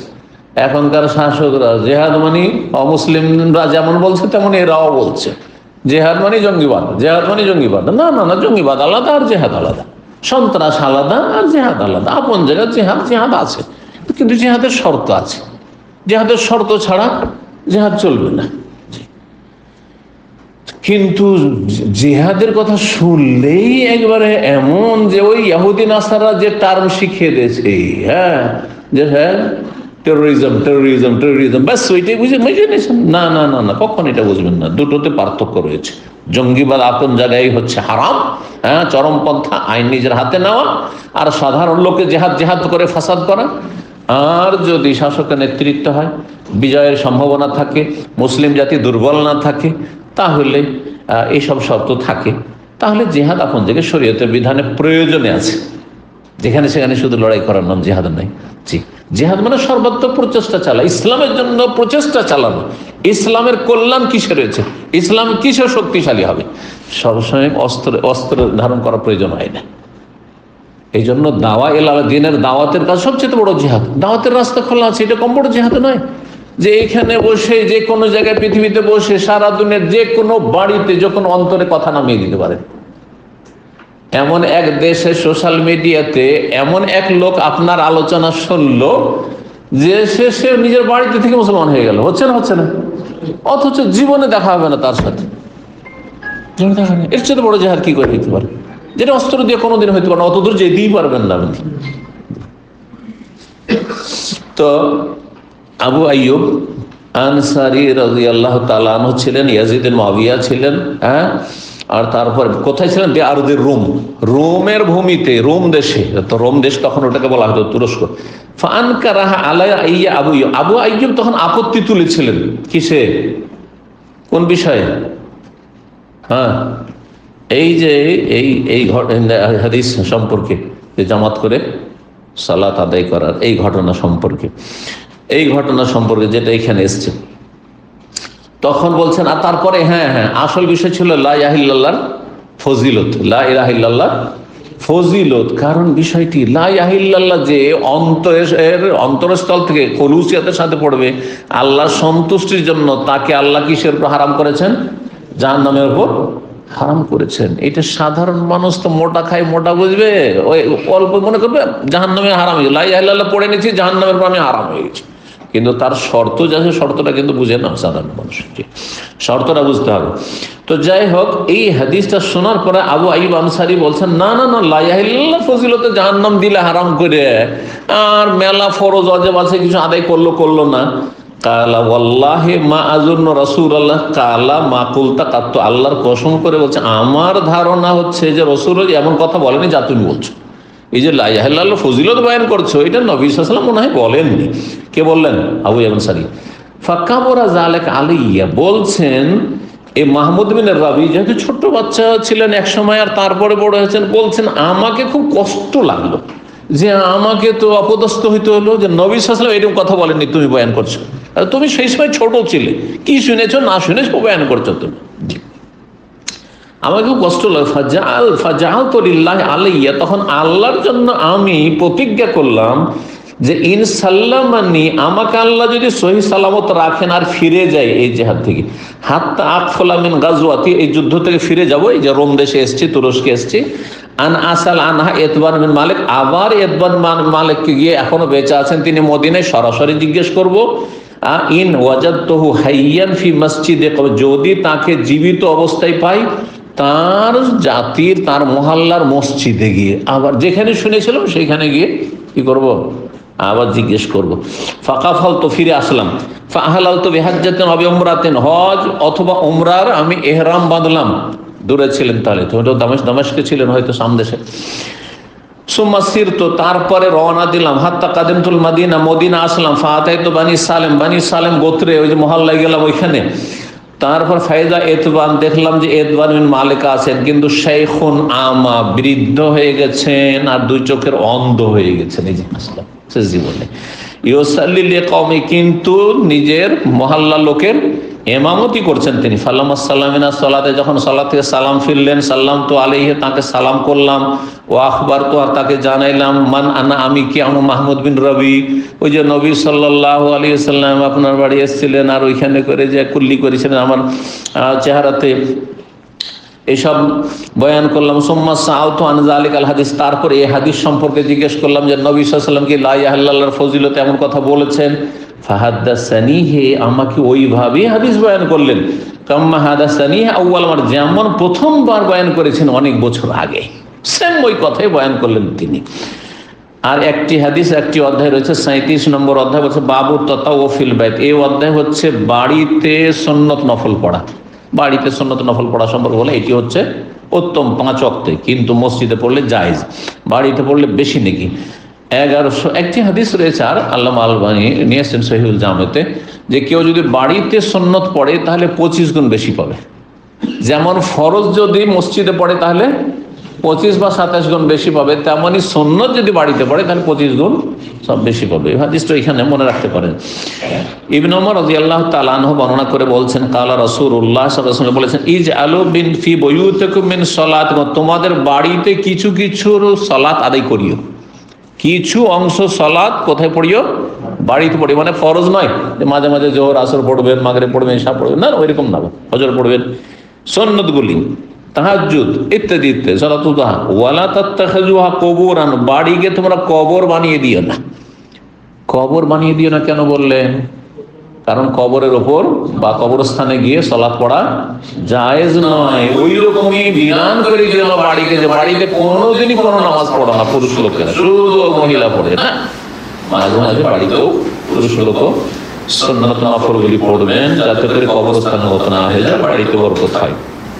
এখানে আলোচনা শেষ করছি। সাল্লাল্লাহু আলাইহি ওয়া সাল্লাম মুহাম্মদ ওয়া আলা আলিহি ওয়া সাহবিহি।